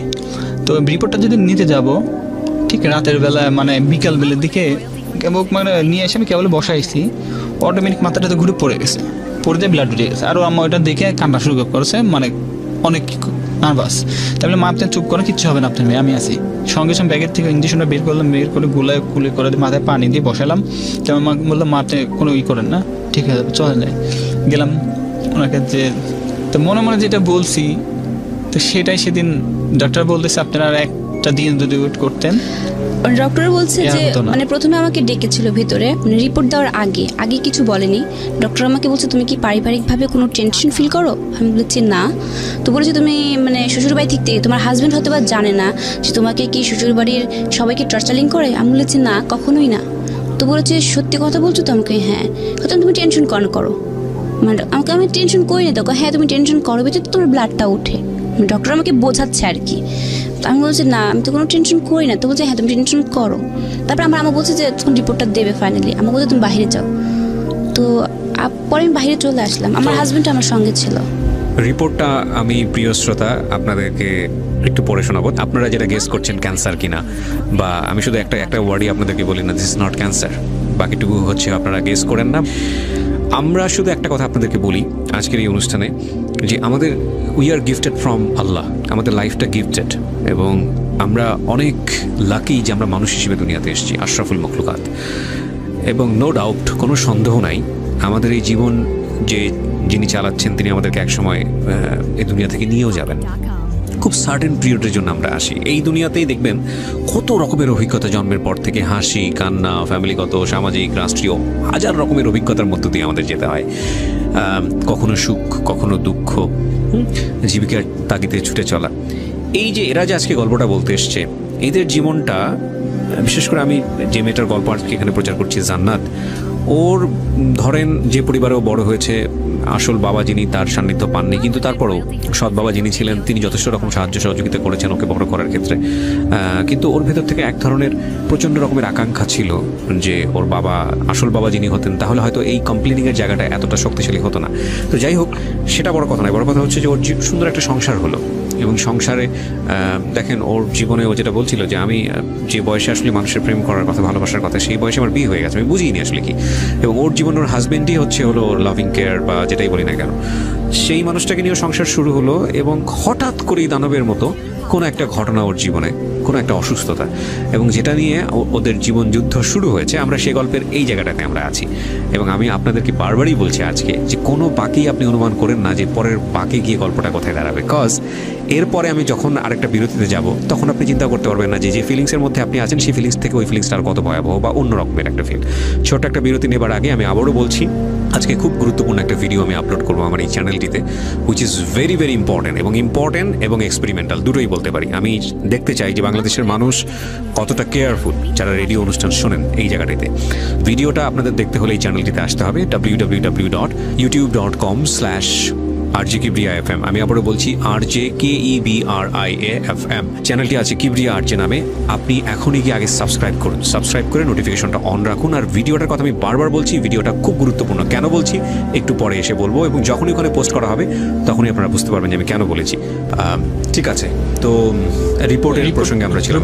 রিপোর্টটার জন্য গেলাম, ভিতরে আমাকে ডাক দিল, আমার শাশুড়ি তখন ভিতরে ছিল, তো আমাকে ডাক দিল, ওকে বাইরে রেখে ভিতরে ঢুকলাম। তো ডক্টর বলতেছে যে একটা কথা বলবো। আমি বলছি কী বলেন। প্রথমত বলতেছে যে তুমি কোনো দিন বাবা হতে পারবে না, সন্তান মুখ কোনো দেখতে পারবে না। তো আমি কথাটা শুনে বলতেছি স্যার মানে বুঝলাম না। তো বলতেছে ওর যে অসুখটা হয়েছে, ও কখনো মানে রাগ করেও কথা বলবে না বা কোনো কষ্ট দিবে না। মানে তখন আমার মনের ভিতরে আলাদা একটা মানে চলে আসতেছে যে আমি কী শুনতেছি। আমার শাশুড়ি কাঁদতেছে, অনেক কাঁদতেছে। তো আমি ভিতরে ঢুকে আমার চোখ ধরে পানি চলে আসছে কথা শুনে। তো আমি বলতেছি স্যার তার মানে তোর কোনো বড় কোনো সমস্যা, ঠিক আছে, তুমি ধৈর্য হারাবে না, আল্লাহ হয়তো ভালো করবে। তো বলতেছে স্যার কী সমস্যা বলেন আমাকে। তো বলছে ওর যে অসুখটা হয়েছে এই অসুখটা কোনোদিনও ভালো হবে না, ও যতদিন বেঁচে থাকবে ততদিন এই ব্লাড দিয়ে বেঁচে থাকতে হবে। আর যদি কখনো কষ্ট তো দিবাই না, কখনো চিন্তা করতে দিবে না। যদি চিন্তা করো কখনো, তা যে কোনো মুহূর্তে আর যে কোনো স্মৃতিশনও খারাপ হয়ে যেতে পারে। তো যার যদি আর একটা কথা, তুমি হাজব্যান্ড তোমার শাশুড়ির সঙ্গে সবসময় নাও থাকতে পারে, তো তুমি যখন দেখবে বমি করতেছে, ব্লাড উঠতেছে, ওই ব্লাডটা যেন ঠেকে না যায়, বুকে আটকে না যায়। এটা আটকে গেলে কিন্তু ও বাঁধবে না। ওই কথা শুনে আমি বসলাম, আমি গা ঘামতেছে, তখন আমি স্যার বলতেছে তুমি বসো ওখানে। তো বসার পর আমি অনেকক্ষণ জিম ধরে থাকি। আমি বললাম নিজে উঠে এসে আমার মাথাটা লেগে দিয়ে বলতেছে অনেক ছোটো গেলে এরকম আঘাত পাবা, এটা আঘাত কিছু না, আল্লাহকে দোয়া করো।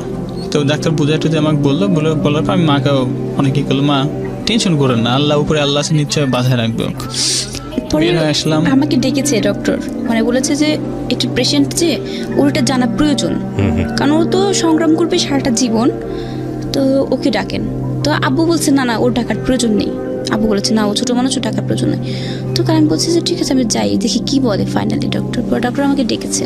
তো ডাকার পরে বলছে, উনি মা বলে আমাকে বলছে যে মা শোনো, তুমি তো কখনো মানে আমি কিসে পড়ি এসব জিজ্ঞেস করছে, তুমি কিসে পড়ো, তুমি বললাম তো বলছি টেনশন করবো না, আল্লাহ ভরসা, আল্লাহ আছেন। আমি তো বলছি স্যার আমার কি হয়েছে এটা একটু আমি জানতে চাচ্ছি। তো ডক্টর আমাকে বললো যে বোঝালো আর কি, আগে বোঝানোর পরে বলছে যে তুমি টেনশন করো না, তোমার রক্তের মানে মানুষের কয়েকটা কণিকা থাকে রক্তের, তোমার হচ্ছে 2টি কণিকার মানে পুরোই সেক্টরই বন্ধ হয়ে গেছে, মানে মানুষের একটা মেন কণিকা থাকে ফ্যাক্টর 9, এটাই বন্ধ হয়ে গেছে তোমার। মানে তখন মানে আমি একটু টেনশনে ছিলাম, বাট তখন মানে চিন্তা করলাম যে কণিকা ব্লক হয়েছে এটার মানে কি বোঝাচ্ছে। পরে আমি ডক্টর মানে জানতে চাচ্ছি যে স্যার আমাকে একটু যদি এটার ডিটেলস একটু বলতেন তাহলে আমি বুঝতে পারতাম। আমি তাই বলেছি। তো ডক্টর আমাকে বলছে যে ভেঙে ভেঙে বোঝাচ্ছে যেটা কেন হয়, কি জন্য হয়, সব কিছুই বোঝাচ্ছে। তারপরে বললাম যে ডাক্তার নাম কি ছিল? Doctor Yunus sir. Doctor Yunus. হ্যাঁ। কোথায় বসেন উনি? উনি যে ঢাকা গ্রিন ভিউ ক্লিনিক। ওকে, এখনো বসেন? হ্যাঁ, এখনো উনি আছে, ঢাকা পিজিতে। আজকে কিবার আজকেও বসছে। ওকে, হ্যাঁ বলেন তারপর। তো যে ম্যামকে বলেছি আমি কি ভালো হতে পারবো কখনো, মানে এটা হচ্ছে যখন আমি ইন্টারে ছিলাম তখনকার কথা।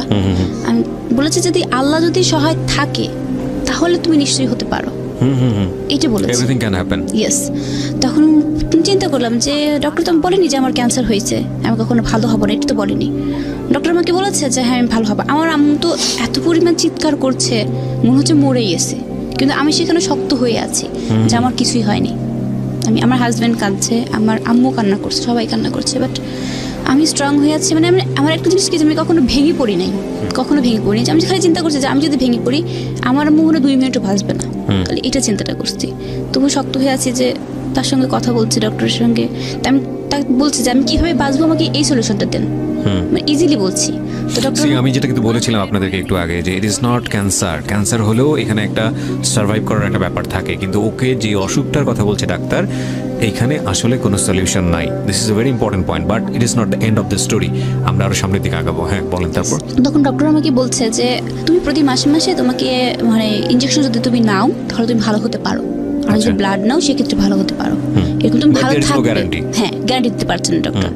কারণ আমি ওখানে থাকাকালীন একটা মেয়ে ঢাকা ইউনিভার্সিটিতে পড়তো আমার মতোই, বাট ও চোখের সামনেই জানটাও শেষ হয়ে গেছে। কি জন্য শেষ হয়েছে? ওর নিয়মিত ব্লাড ইনজেকশন পড়েনি, যার জন্য মানে শেষ প্রান্তে এসে ও জানটা শেষ হয়ে গেছে।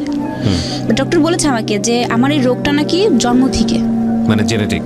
হ্যাঁ, কিন্তু আমার মায়ের ছিল না, আমার বাবার ছিল না, তার কোনো পরিবার আমি কাউকে খুঁজে পাইনি। হয়তো 14 পুরুষের মধ্যে কারো এই রোগটাও কাউকে খুঁজে পাইনি। তো ডক্টর বলছে এই রোগটা সাধারণত ছেলেদের হয়ে থাকে, কিন্তু সেখানে তুমি মেয়ে, এই জন্য একটু ক্রিটিক্যাল বেশি, কিন্তু যত্নে থাকো তাহলে ঠিক হয়ে যেতে পারে। ডক্টর কথা মেনে নিলাম আমি, যে না ডক্টর যেহেতু আশ্বাস দিয়েছে ভালো হতে পারি তাহলে আমি ভালো হতে পারি। আমি সেই আশ্বাসই বেঁচে আছে এখনো। কান্নাকাটি করবো, আমি বের হয়ে আসলাম। আমার শাশুড়ি অনেক রকম বুঝালো, বাবা দেখো আমরা কখনো এটা জানতাম না। তাই আমি বললাম মা এটা আসলে আমারও হতে পারতো বা আমার বোনেরও হতে পারতো, এটা নিয়ে আমি কোনো করতেছি না। তো বাসায় গেলাম, আমার আম্মাকে জড়ায় ধরে অনেক কান্নাকাটি করলাম, জীবনে কারো কোনো ক্ষতি করি নাই, তো আমার লাইফে এরকম কেন হইলো? তো বলতেছে বাবার টেনশন করো না, আল্লাহ উপর আল্লাহ আছে, সব কিছু আল্লাহ তার হাতেই। তো প্রতি মাসে যখন সমস্যা হয়, যখন ব্লাডটা শুকায় যায়, তখন দেখা যায় ওর নাক দিয়ে গন্ধ আসে, মুখে গন্ধ পায়, পচা গন্ধ পাচ্ছি। তো আমি তখন বলি যে নিশ্চয়ই তোমার একটা সমস্যা হয়ে গেছে। ও বলে না, হয়নি আমার। সবাই তো চায়, সব স্ত্রী চায় যে হাজব্যান্ড কষ্ট যাতে না থাকে। তো আমি তো বুঝতেছি ওর কী অবস্থা। ডাক্তার যে সময় বলছে 2 মাস 1 মাস পর পর ব্লাড নিতে। ধরেন আমার যে ব্যবসা খুব লাকি ব্যবসা আমার, তো এক প্রকার করতে করতে যখন প্রতি মাসে ব্লাড নিতে হয়, প্রতি মাসে ব্লাডের অনেক টাকা ব্লাড নিতে হয়। ঢাকায় আসি, ঢাকা থাকার জায়গা নাই, তোর আব্বু ছিল, যখন ওর আম্মু ছিল, তো তখন দেখা যাচ্ছে আসতাম, মাসে 1 সপ্তাহ ব্লাড নিয়ে আবার চলে যেতাম। তখন আমি ইন্টার এক্সামটা দিব, মানে এত অসুস্থ অবস্থায় আমার ইন্টার যে পরীক্ষা দেবো ফর্ম ফিল আপ সবই করেছি, বাট আমাকে কেউ পরীক্ষা দিতে দেবে না। মানে ওখানকার পরীক্ষার সেন্টারে যেদিন আমার পরীক্ষা শুরু হবে তার আগের দিন আমি কন্ট্যাক্ট করেছি স্যারদের কাছে, স্যারা বলেছে না তোমার জন্য আমি আরও যে মানে সেন্টারে পরীক্ষা দেবে যারা তাদেরকে আমি অসুবিধা করতে পারি না, তাদের কথা এটা। এটাও ঠিক আছে স্যার, একটা যে আমার মুখ দিয়ে ব্লাড উঠবে, বাকি যারা এক্সাম দিচ্ছে তারা ভয় পেয়ে যাবে, মানে আমার জন্য তাদের রেজাল্টও খারাপ হবে।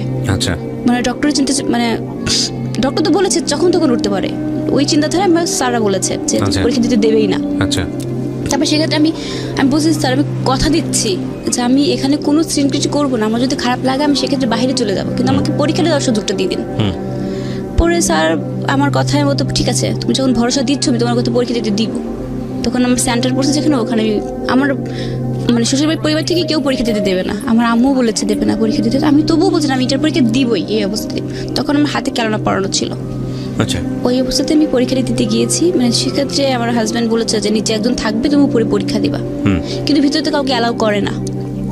তবু আমি পরীক্ষা দেওয়া শেষে চলে মানে আসছি। তখন আমি এই কথাটা এই জন্য বলছি যে ওর সিচুয়েশন হয় বাই চান্স কেউ দেখতে বুঝতে পারবে না, যদি ওখানে যদি পড়ে যায় রাইট, মানে দেখার মতন কেউ বুঝতেই পারবে না, স্যারও পারবে না।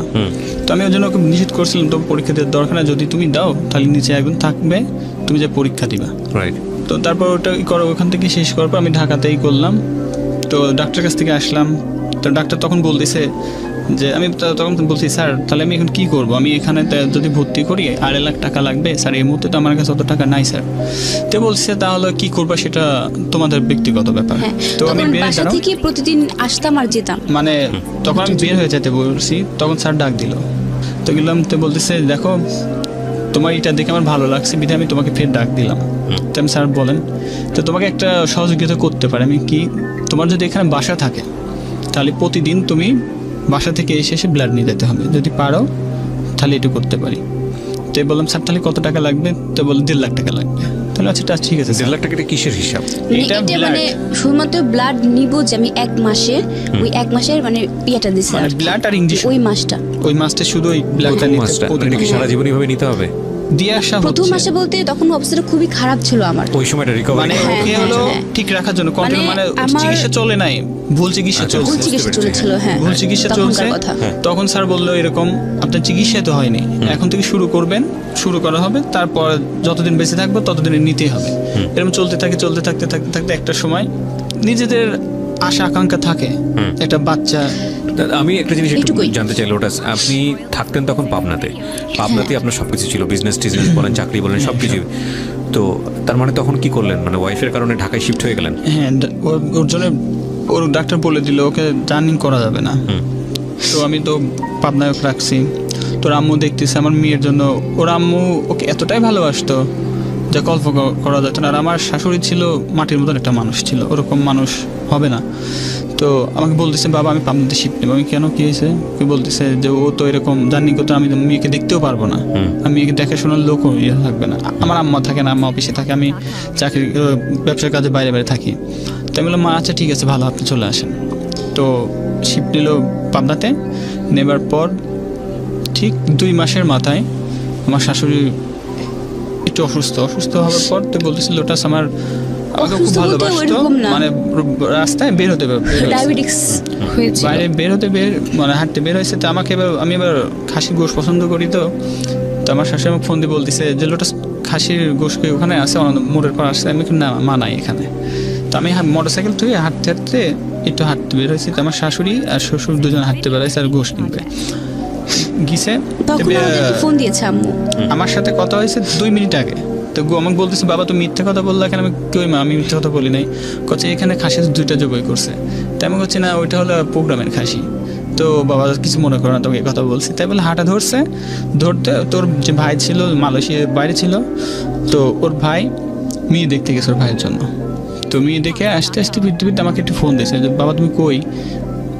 বাবা বলতো না আব্বু করতো। তো হচ্ছে একটু জান্নাতে নিয়ে আসো, জান্নাতকে আমি দেখবো। আম্মু আমাকে বলছে কি মা গো আম্মু আমি 5টা বছর শাড়ি পরি না আম্মুর চোখে, কারণ আম্মুর সঙ্গে তো দেখা হয়নি বিয়ের পরে, আম্মু চলে গেছে। আম্মু আমাকে বলতেছে যে আব্বুস তুমি মানে অনেকদিন আমার শাড়ি পিছিয়ে বিয়েতে দেখছিল আমাকে শাড়ি পরা। আম্মু তখন বলছিল যে আব্বু তুমি কোথায় আসো, আমাকে বলছে। আমি কি আম্মু আমি তো ননদের বাসাতে আসছি। তো আম্মু বলছে ঠিক আছে আব্বু চলে আসো। আর শোনো আম্মু আমাকে ফোনে বলছে আর শোনো তুমি কিন্তু আসার সময় শাড়ি পরবা, তোমার আলমারি ভর্তি এত শাড়ি দিছে যে তুমি পরোই না, সারাক্ষণ কী সব পরে থাকো, তুমি একটু শাড়ি পরে আসো। আমি আচ্ছা আম্মু আমি শাড়ি পরে আসবো। তো আম্মু আমাকে মানে ইনভাইট করেছে। এই বেশি দূরে না বাসা, এটা আমার বাসা, আর মানে এটা বিশ্ব রোড, ওইটা পার হলে আম্মুর বাসা এরকম। তো আমি 3 দিন আম্মুর কাছে যাই না, 3টা দিন হয়ে গেছে আম্মুর কাছে যাই না। সুস্থ মানুষ আম্মু। মানে আগের দিন আমাকে বলেছে যে আব্বু আমার শরীরটা মানে ডায়াবেটিসে নীল হয়ে যায় আর কি, এরকম। একটু গ্রাহ্য করি নাই। ওই দিন আম্মু আমাকে বলছে শাড়ি পরে আসলাম, কাছে আম্মু শাড়ি পরে আসবো। ননদের বাসা থেকে ঘুরে আসছি শুক্রবারের দিন। আসার পরে সন্ধ্যা হয়ে গেছে। আমার ছোটো বোনটা ছিল ওখানে থাকার পরে, তো ওর বাসা টিচার আসছে, ওকে পড়াচ্ছে, আমি আসি। আব্বু বলছে আমার আব্বু যে উনি বলছে খুব সুন্দর লাগছে তোমাকে, ওর ছবি তুলে রাখো। আব্বু বের হয়ে গেছে তখনই সন্ধ্যার। ওইখানে যাওয়ার পরে আমার ছোটো পিচ্চি ভাইটা ফোন দিচ্ছে যে আপু তুমি কোথায়? আমরা বললাম কী হয়েছে? তখন বলছে যে আম্মু হসপিটালে। মানে আমি তখন মানে আমার সেন্সের কাজ করি, আমার মতো সহজে হসপিটালে যাওয়ার মানুষ না। তারপর আমি রাস্তাতে দৌড়াচ্ছি যে আম্মু হসপিটালে মানে কি বোঝাচ্ছে।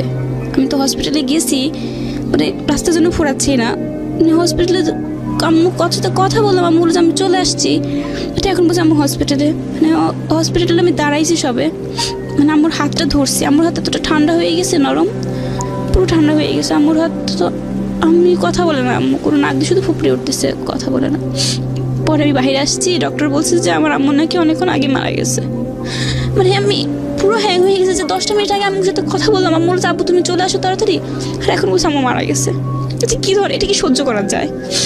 যে মানে ওইটা আমি জাস্ট সহ্যই করতে পারি না যে আমি এইমাত্র কথা বললাম, আম্মু আমার সুস্থ মানুষ রাস্তাতে আসছে আর বলছে যে মারা গেছে। আমি ওকে আমার বলতেছি মনে হয় আপনার যে অসুখের কথা আমি জেনেছি, আমি প্রথমে আসলে এই বিষয়টা জানতামই না। আপনি একটু পজ নেন, আমি চাই আপনি মেন্টালি কিছুক্ষণ রিল্যাক্স থাকেন। আর প্রিয় শ্রোতা, আমি বারবারই আপনাদেরকে একটা কথা বলেছি, আজকের অনুষ্ঠানের ভিডিওটা খুব ইম্পর্টেন্ট, আসলে ইম্পর্টেন্ট। কেন ইম্পর্টেন্ট বলছি, ভিডিওটা আমি যখন দিব তখন বুঝতে পারবেন। গল্পের আরও একটা গুরুত্বপূর্ণ পার্ট, সবচেয়ে গুরুত্বপূর্ণ পার্ট, সেটা হচ্ছে রাত 1টার পরে। এতক্ষণ আপনি যে ফিলের মধ্যে ছিলেন না, প্রত্যেকটা বিরতিতে ডিফারেন্ট একটা ফিল। এখন যে ঘটনাটা ঘটবে সেটা ভয়ানক রকমের ঘটনা, এবং এটা আমি একটু আগে থেকেই টাচ দিয়ে নিলাম। আপনারা সবাই একটু রেডি হন। আমি একটু ছোট্ট বিরতির পর ফিরে এসে আপনাদেরকে সেই গল্পে নিয়ে যাব। আপনাদের সবাইকে আরও একবার মনে করিয়ে দিচ্ছি, আপনারা শুনছেন প্রাণ মিস্টার ম্যাঙ্গো ক্যান্ডি প্রেজেন্স জীবন গল্প। আমি RJ কিবরিয়া আপনার সঙ্গে রয়েছি। আর আমি আবারও মনে করিয়ে দিচ্ছি, যেখানে গেলে ভিডিওটা দেখতে পাবেন www.youtube.com/RJ Kibriya FM, RJKEBRIAFM চ্যানেলটিতে গিয়ে অবশ্যই সাবস্ক্রাইব বাটনে আগে ক্লিক করে নোটিফিকেশনটা অন করে নেবেন। এবং আমি বারবারই ভিডিওর কথা বলছি, কেন বলছি সেটাও একটা বিশেষ কারণ আছে। যেখানে ছিলাম এরকম একটা ঘটনা ঘটলো, আমার মনে হয় লোটাস আপনার কাছে যাই আবার। তারপর কি হলো, এরকম একটা ঘটনার পরে আমার শাশুড়িও মারা গেলেন।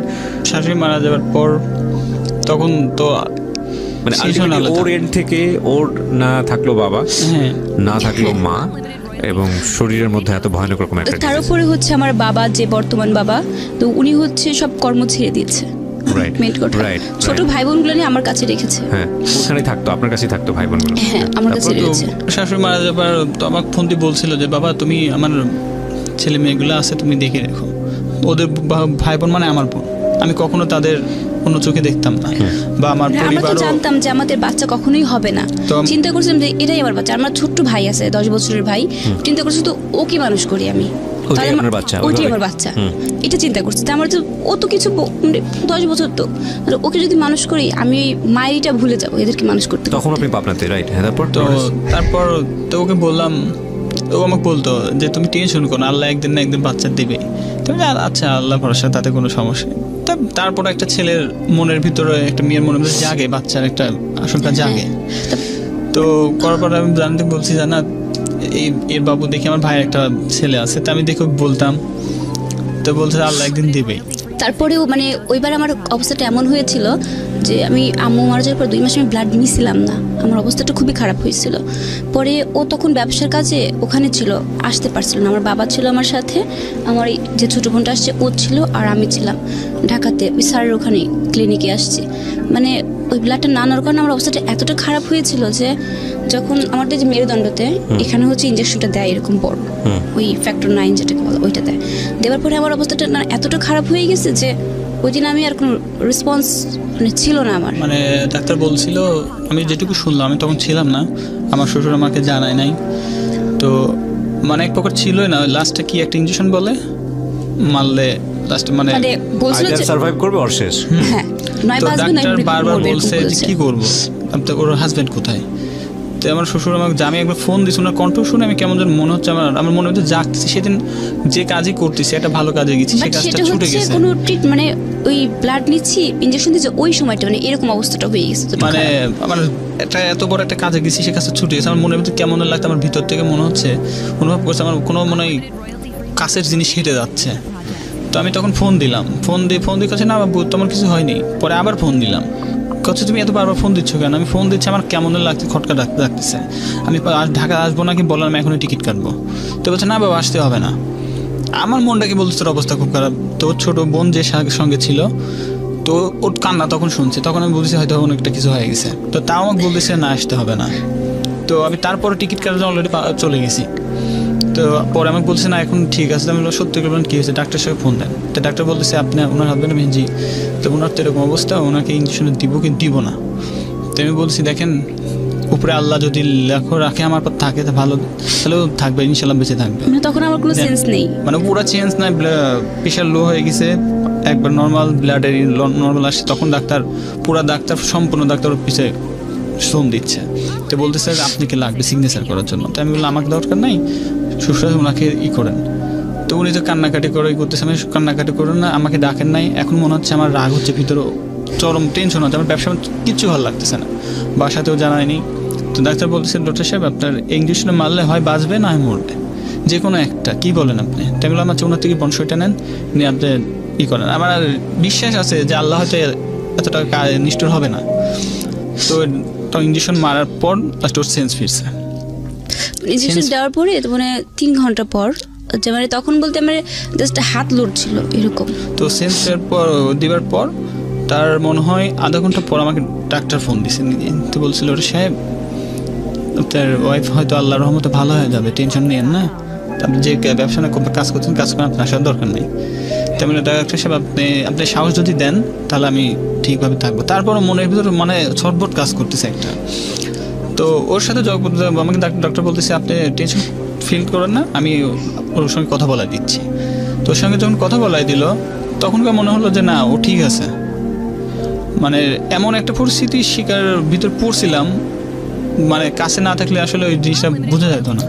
এটা আসলে যে যার জীবনে ঘটেছে সেই অনুভব করতে পারবে, তার বাইরে কেউ অনুভব করতে পারবে না। আমরা একটু সামনের দিকে আগাই, তারপর কি হলো? তারপর করার পর সুস্থ হলো, সুস্থ হয়ে পাবনাতে নিয়ে যাওয়ার পর তো ওই মুহূর্তে জানি না যে বাচ্চা আসলে ওই মুহূর্তে ডক্টর এইটুকু বলছিল ওখানে ছিলাম, বাট আমার সঙ্গে সঙ্গে বাবু হলো থাকবে না।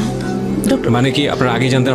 তাহলে ঘটনা আমার বাচ্চাদের 3 মাসের পেটে ছিল, বাট এটা তো আমি জানতাম না। আমি তো লাভধাপ সবসময় পারি, বাট ওই ইঞ্জেকশনটা দিয়েছে তবুও কেউ জানি না যে পেটে বাচ্চা। কিন্তু ওই যে এখান থেকে চলে গেলাম না পাবনাতে যাবার পরে ওখানে গিয়ে দেখি যে পেটের মধ্যে না আমার কেমন একটু বল লাগে এরকম, আর মানে কেমন যেন ওটাকে বুঝতে পারি না। 3 মাস না জানার তো কোনো কারণ নেই, একটা সাইকেল তো আছে না। তাহলে মানে কিছুটাই মনে হয়নি ওর ভিতরে। ঠিক আছে, ও যখন একটা মেয়ের তো এমনিতেই প্রতি মাসে যেটা ইয়া থাকে না, আমার ওইটা হতো না, কারণ আমার যে ইনজেকশনটা দিত না ওইটা বন্ধ রাখার জন্য দিত। আমার 5 মাস দেখা যাচ্ছে যে 8 মাস এটা যাতে মেনস্ট্রুয়েশনটা না হয় এটা বন্ধ করে দিত ডক্টর। আচ্ছা আচ্ছা, যাতে ব্লাডের ক্ষতিটা না, ব্লাডটা যাতে না, কারণ আমার তো ব্লাড থাকে না, কারণ আপনি বুঝতে পারেন এই বিষয়টা আসলে কি হচ্ছে। তো তারপর জানলেন কিভাবে? তো ওর মাথা বলতেছে আমার মাথাটা ঘুরতেছে, পড়ে যাব। তো অটোমেটিক পড়ে গেছে। তো আমি সঙ্গে সঙ্গে মাথায় একটু পানি দিয়ে মানে আমার গায়ে হিমোগ্লোবিনটা সব দিক থেকে কমে গেছে একদম। তো ডক্টর মানে আমার আত্মীয় আমি তাও বলি নাই কাউকে যে আমি কনসেপ্ট করছি, তো তেমনি শিওর ছিলাম না। তো আমি ওরা কেউ বিশ্বাস করে না। আমার শাশুড়ি আমার তো বলতো যে ভাওতামা করে, আশপাশের লোকজন বলতো কি এর সব অভিনয়, এগুলো কিছুই না, এরকম কথা। পরে আমি বাসাতে বেবি স্টিক নিয়ে টেস্ট করেছি, দেখেছি যে না আমি কনসেপ্ট করেছি পজিটিভ। ইয়েস, তখন আমার 3 মাস। এটা কি ইনজেকশনটা দেওয়ার আগে না পরে? না, ইনজেকশন পরে। না মানে বাচ্চা থাকা অবস্থায় ইনজেকশনটা দিয়েছে। আচ্ছা, কিন্তু তখন তো পরেও নি কিছু না, বাচ্চাটা পেটে ছিল। তখন কি জানতেন আপনারা? না, তখন জানতাম না, কেউই জানতাম না, মানে জানতো না। ডাক্তার নিজেও জানে না, ডাক্তার তো শিওর জানে যে মানে ব্লাড যখনই দিবা হবে সঙ্গে সঙ্গে বাচ্চা নষ্ট হয়ে যাবে। সেটা তো অন্য হিসাব, কিন্তু ডাক্তার তো জানার উচিত যে ডাক্তার বাচ্চা আছে পেটে। কল্পনা করতে পারেনি উনি। মানে যখন আমি ঢাকা আবার পরবর্তী যখন পাঠাইছি যে তুমি ঢাকা এখনই যাও, ইমিডিয়েটলি যাও, তো আমার মানে যখনই শুনছি যে এই অবস্থা, আমার তখন মানে শুনলেন কার কাছ থেকে বাচ্চার ব্যাপারে? ওই তখন বলছে যে স্টিক দেখে বলছেন পজিটিভ, এটা পজিটিভ। তারপরে কনফার্ম করার জন্য গাইনি ডক্টরের পরামর্শ নিয়ে তো দেখার পর আমার করে ছাড়া কনফার্ম করা যায় না। তো আমি শোনার পর মানে আমার ভিতরে এতটা আনন্দ লাগতেছে, এত নীল লাগতেছে, বাসাকে তাও কাউকে বলি নাই। কিন্তু কি আল্লাহ কি করে, এই কথাটা শোনার পর আমার আত্মীয়স্বজন আমি আত্মীয়স্বজনের জায়গাটায় যেতেই চাচ্ছি না, আমি আপনাদের ফাইটটাই রাখতে চাই। একটা যেটা হচ্ছে যে এটা কি আসলো মানে পজিটিভ আসলো, মানে ইনজেকশনটা দেওয়ার পরেও সেটা ঠিক ছিল। মানে আমি নিজেই মানে আশ্চর্য যে আল্লাহ কি করলো, আল্লাহ কি খেলা এটা। তো ওকে পাঠালাম তাড়াতাড়ি ডাক্তারের কাছে, তুমি যাও ওখানে যাও, টাকা দিয়ে যাও। তো ওখান থেকে ফোন দিলে বললো এখন টাকা লাগবে 1 লাখ। আমি ওখান থেকে টাকা পাঠালাম, পরে ও এসে সম্পূর্ণ বিষয়টাও জানে। তুমি বল। হ্যাঁ, কি হলো তারপরে হচ্ছে ওখান থেকে মানে ডক্টর বলেছিল যে আমি যখন হচ্ছে 6 মাস মানে বাচ্চা পেটে থাকা অবস্থায়, তো 6 মাস যখন হবে তখন হচ্ছে পেটে থাকা অবস্থায় যদি ইনজেকশনটা নেই, তাহলে ডক্টর বলেছিল যে যাতে বাচ্চার এই রোগটা না হয় মানে এটা যদি নিলে পারে হয়তো বা না হতে পারে, মানে এই রোগটা যাতে বাচ্চার ভিতরে না আসে সেজন্য এই ফ্যাক্টর 9 নিতে বলেছিল, এটা 5টা ইনজেকশন। হ্যাঁ, তখন হচ্ছে আমি নিয়েছি, তো না আসছিলাম হয়তো বা হবে না। তো ডক্টর বলেছে একটা কথা, যে মেয়ে যদি হতো তাহলে সেক্ষেত্রে মেয়ের কোনো সমস্যা হতো না। আচ্ছা, যদি ছেলে হয় তাহলে হতে পারে, ছেলে হলেও হতে পারে, ডক্টর তাই বলেছিল। তবে সেক্ষেত্রে 5টা ইনজেকশন নিলাম। এখানে একটা জিনিস খেয়াল রাখবেন প্রিয় শ্রোতা, প্রথমে ডক্টর বলেছিল যে না, বাচ্চা হওয়ার কোনো পসিবিলিটি নাই, বাট এখানে একটা কথা আছে, ডক্টরাল সায়েন্সে ফিক্সড বলে কোনো কিছু নাই, এনিথিং ক্যান হ্যাপেন, এটা আমি বিলিভ করি, কজ সৃষ্টিকর্তা সব কিছু পারেন। হ্যাঁ, বলেন তারপর। তখন হচ্ছে আমি ইনজেকশনটা নিলাম, কিন্তু ইনজেকশনটা দিতে হচ্ছে পিছন মেরুদণ্ডের মধ্যে, বোন মেরুতে। হ্যাঁ, ইয়েস, তখন ওখানে নিত, কিন্তু মানে একদিকে পেটে বাচ্চাটা, একদিকে ওটা নিতে যে কতটা কষ্ট হয়, এটা শুধু যে নেই সেটা সেই বোঝে। যাই হোক, মানে কতটা যে কষ্ট, মানে একদিকে মনে হচ্ছিল যে আমার জানটা মনে এখন বের হয়ে যাবে, আর একদিকে মনে হচ্ছিল আল্লাহ, মানে বাচ্চাটা যদি কিছু হয়ে যায় তখন মানে হয়তো আমি বাঁচবো কিনা জানি না, কিন্তু ও বেঁচে থাকে এরকম মনে হতো। কিন্তু আর একদিকে মনে হতো যে যদি রোগ হয় বাচ্চা তখন কি করব আমি, এরকম চিন্তাধারা সবকিছু ছিল। হ্যাঁ, ইনজেকশনটা নিলাম, নেওয়ার পরে কিছুদিন ওখানে হসপিটালে ছিলাম আর কি, একটু অসুস্থ ছিলাম তো তাই প্রতিদিন ট্রিটমেন্ট করতাম। তারপরে বাসাতে চলে গেলাম, পাবনাতে চলে গেছি, করতে করতে 7 মাস 8 মাস এভাবে আস্তে আস্তে বেড়ে ওঠে আর কি। তখন কিন্তু 8 মাস যখন হলো না, তখন পেটে বাচ্চা থাকা অবস্থা আমার মুখ দিয়ে ব্লাড চলে আসছে। আচ্ছা, মুখে আবার আগের মতো, মানে অতটা না। এটা কি শুধু ফ্যাক্টর 9ই বলতো নাকি রোগের নামটা পাওয়া গেল ততদিনে? হ্যাঁ, তাদের রোগের নামটা পাওয়া গেছে, ক্রিসমাস ডিজিজ। হ্যাঁ, এটা রোগের নাম, ডক্টর বলেছে ক্রিসমাস ডিজিজ।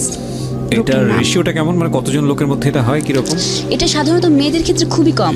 আচ্ছা, বাংলাদেশে সম্ভবত 4 থেকে 5 জন ডক্টর বলেছে এরকম পাওয়া গেছে মেয়েদেরকে, ছেলেদের পাওয়া যায় বাট। ক্রিসমাস ডিজিজ কেন নাম, এটা না ক্রিসমাস কেন নাম, সেটা জিজ্ঞেস করেননি আপনারা? এটা জিজ্ঞেস করলেন, মানে সার্চ করে বলতে আমি ডক্টর বললাম স্যার এটা কি না, আমি তো বলছি মানে এই অসুখটার নাম বলেছে যে মানে এই রোগটার মানে শুধুমাত্র বই দিয়ে পাওয়া গেছে, মানে কিন্তু এটার কোনো সলিউশন দিতে পারে। আচ্ছা, ঠিক আছে, ওনারা যেটা শুনেছেন সেটাই বলেছেন, আমি নিজেও স্টাডি করে নিই বিষয়টার উপরে। যাই হোক, বলেন তারপরে আমি চলে আসবে এরকম করতে করতে দেখা যাচ্ছে যে চলে আসছে 8 মাস, তখন মুখ দিয়ে ব্লাডটা চলে আসছে, তখন মানে একদিকে পেটের ব্যথা 8 মাসেই, তখনই আমার কয়েকদিন চলে গেল, কিন্তু একদিকে পানি শূন্যতা আমার শরীরে চলে আসছে অনেকটা। পরে সিজারিয়ান সময় মানে তখন পাবনাতে মানে 5 থেকে 6-7টা ডাক্তারের পায়ে ধরছি আমি সিজার করানোর জন্য, কেউ আমার রিস্ক নেয়নি ওখানে। মানে একদিকে ওইদিকে মুখ দিয়ে ব্লাড আসছে কয়েকদিন, প্রচন্ড ব্যথা, বাচ্চার পেটে। ওই অবস্থায় সিজার করার কথা বলছেন তখন, মানে বাচ্চারা হার্টবিট সব কমে গেছে ভেতরে। আচ্ছা, যে কোনো ভাবে হোক মানে ওকে বের করে নিয়ে আসতে সার্ভাইভ করা। তখন মানে ওখানকার কেউ রিস্ক নেবে না। কত বড় বড় মানে গানি ডক্টরের কাছে গেছে, তারা বলছে যে না, যেহেতু আমার এই প্রবলেমটা আছে, আমার আসলে কি কাটলে রক্ত বন্ধ হবে না। ওকে, শরীর কাটলে 4 ঘন্টা ধরে অপারেশন চালানো হয়েছে, ওখানে রক্ত বন্ধই হবে না, এজন্য কেউ রিস্ক নেয় না। ডক্টরের মানে কতবার গেছি এক ডক্টরের কাছে, বলে না তুমি ঢাকাতে চলে যাও, বাট ঢাকায় যদি আসি সেক্ষেত্রে যে মানে কি হতে পারে, একদিকে স্যারও নেই, স্যার আমেরিকাতে ছিল তখন, স্যার তো কোনো মানে ওটি করে না, স্যার তো হচ্ছে ব্লাড ক্যান্সার বিশেষজ্ঞ। বাচ্চা নেওয়াতে রাগ করেছে, কেন রাগ নিয়েছো? বলেছে যে তুমি একটা জীবন, তুমি চাইবে তোমার সন্তানের কোনো কষ্ট হোক বা সে রোগে ভুগুক, ডক্টর তো সেটা চাইবে না। তারপর কি হলো? তারপরে ওই অবস্থাতে আমি ওখানে গেলাম, মানে একদিকে পেটের প্রচন্ড ব্যথা, ডক্টরে দেখাচ্ছি ওখানে গাড়ি ডক্টর, তারা বলেছে তুমি ঢাকায় চলে যাও সরাসরি। কিন্তু ওই সময় আমাকে কে দেখবে, আমি ঢাকাতে যদি আসি এক বাবা ছাড়া কেউ নেই তো এখানে, আমার হাজবেন্ডের সেরকম অবস্থা নেই ঢাকাতে আসবে। তখনও মানে ডক্টর বললাম যে আন্টি প্লিজ মানে হেল্প মি, আন্টি বলছে না আমি পারবো না, বের করে দিল সেখান থেকে। ওখান থেকে তারপরে আবার আরেকটা ক্লিনিকে খোঁজ নিলাম, সেখানেও বলছে যে না করবে না। ওখান থেকে আরেকটা জায়গায় গেলাম, সেখানে বলছে যে তোমার যে অবস্থা, বাই চান্স তোমার যদি কিছু হয় তখন সেই রিস্কটা কে নেবে আমাকে বোঝাও।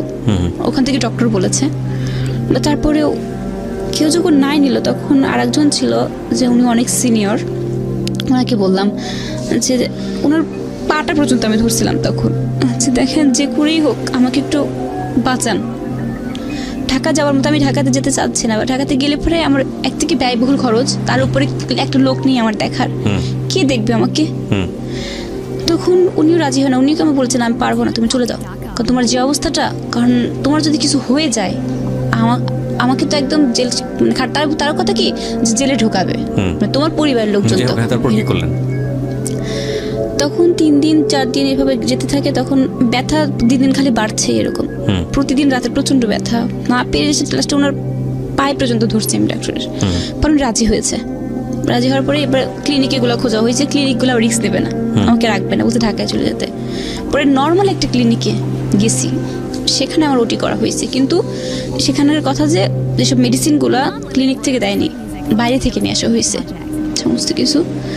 তো ওখানে ওই দিনটায় মানে সিজার করেছে ওখানে, মানে ওনারা সিজার রিস্ক নেয়নি এই জন্য যে বলছে যে ওর যে অসুখটা আছে, আমরা যে এখানে মেডিসিন দিব এগুলো আমরা করতে পারবো না, আপনার বাড়িতে কিনতেই হবে। আমি অনেক জায়গায় খোঁজ নেওয়ার পর পরে দেখলাম ঠিক আছে। তারপরে ওখান থেকে যে ওই দিন আমাকে ভর্তি করলো, ভর্তি করার পর তারা বলছে যে আমরা কয়েকটা টেস্ট করব, টেস্টে যদি দেখি যে না ওই রিপোর্টগুলো ভালো আছে তাহলে এখানে রাখবো, না হলে আমি সরি ঢাকাতে চলে যেতে হবে, তারা বলে দিয়েছে। কিন্তু তখন যে আল্লাহকে খালি ডাকছি যে আল্লাহ কী হবে আমি জানি না, তবে আমি যদি বেঁচে থাকি, ওই সময় শুধু আসছে আমার ভাই বোনগুলোর চিন্তা, তখন আমরা চিন্তাটা আসছে না আমার বাচ্চাটার কী হবে, তখন শুধু চিন্তা আসছে আমার ভাই বোনগুলো যাতে মানে ভালো থাকে এটুকু রকম। তার পরবর্তীতেও চিন্তা আসছে যে না আমার বাচ্চাটা যেন বেঁচে থাকে, আমি যেন মরে যাই, মানে তখন অনেক রকম টেনশন আসছে মনের মধ্যে। পরে ওটিতে ঢুকলাম, মানে ডক্টর আমাকে বারবার জিজ্ঞেস করছে যে রিপোর্টগুলো দরকার ওগুলো নর্মাল আসছে, ভালো আসছে, ভালো আসছে, বলছে যে ঢাকায় যেরকম ছিল তার থেকে অনেকটা ভালো ডক্টর বলেছে, তখন থেকে ওটি করা যাবে। পরে বারবার আমাকে মুখের কথায় বিশ্বাস করছে তারা যে তুমি কি সত্যি ইঞ্জেকশনগুলো নিছিলা? আমি বলছি হ্যাঁ আমি নিয়েছি। এই জন্য বলছে যে যদি না নিয়ে থাকি তাহলে তো আমার রক্ত বন্ধ হবে না শরীরের, তাদের কথা তুমি নিয়েছি? আমি হ্যাঁ আমি নিয়েছি।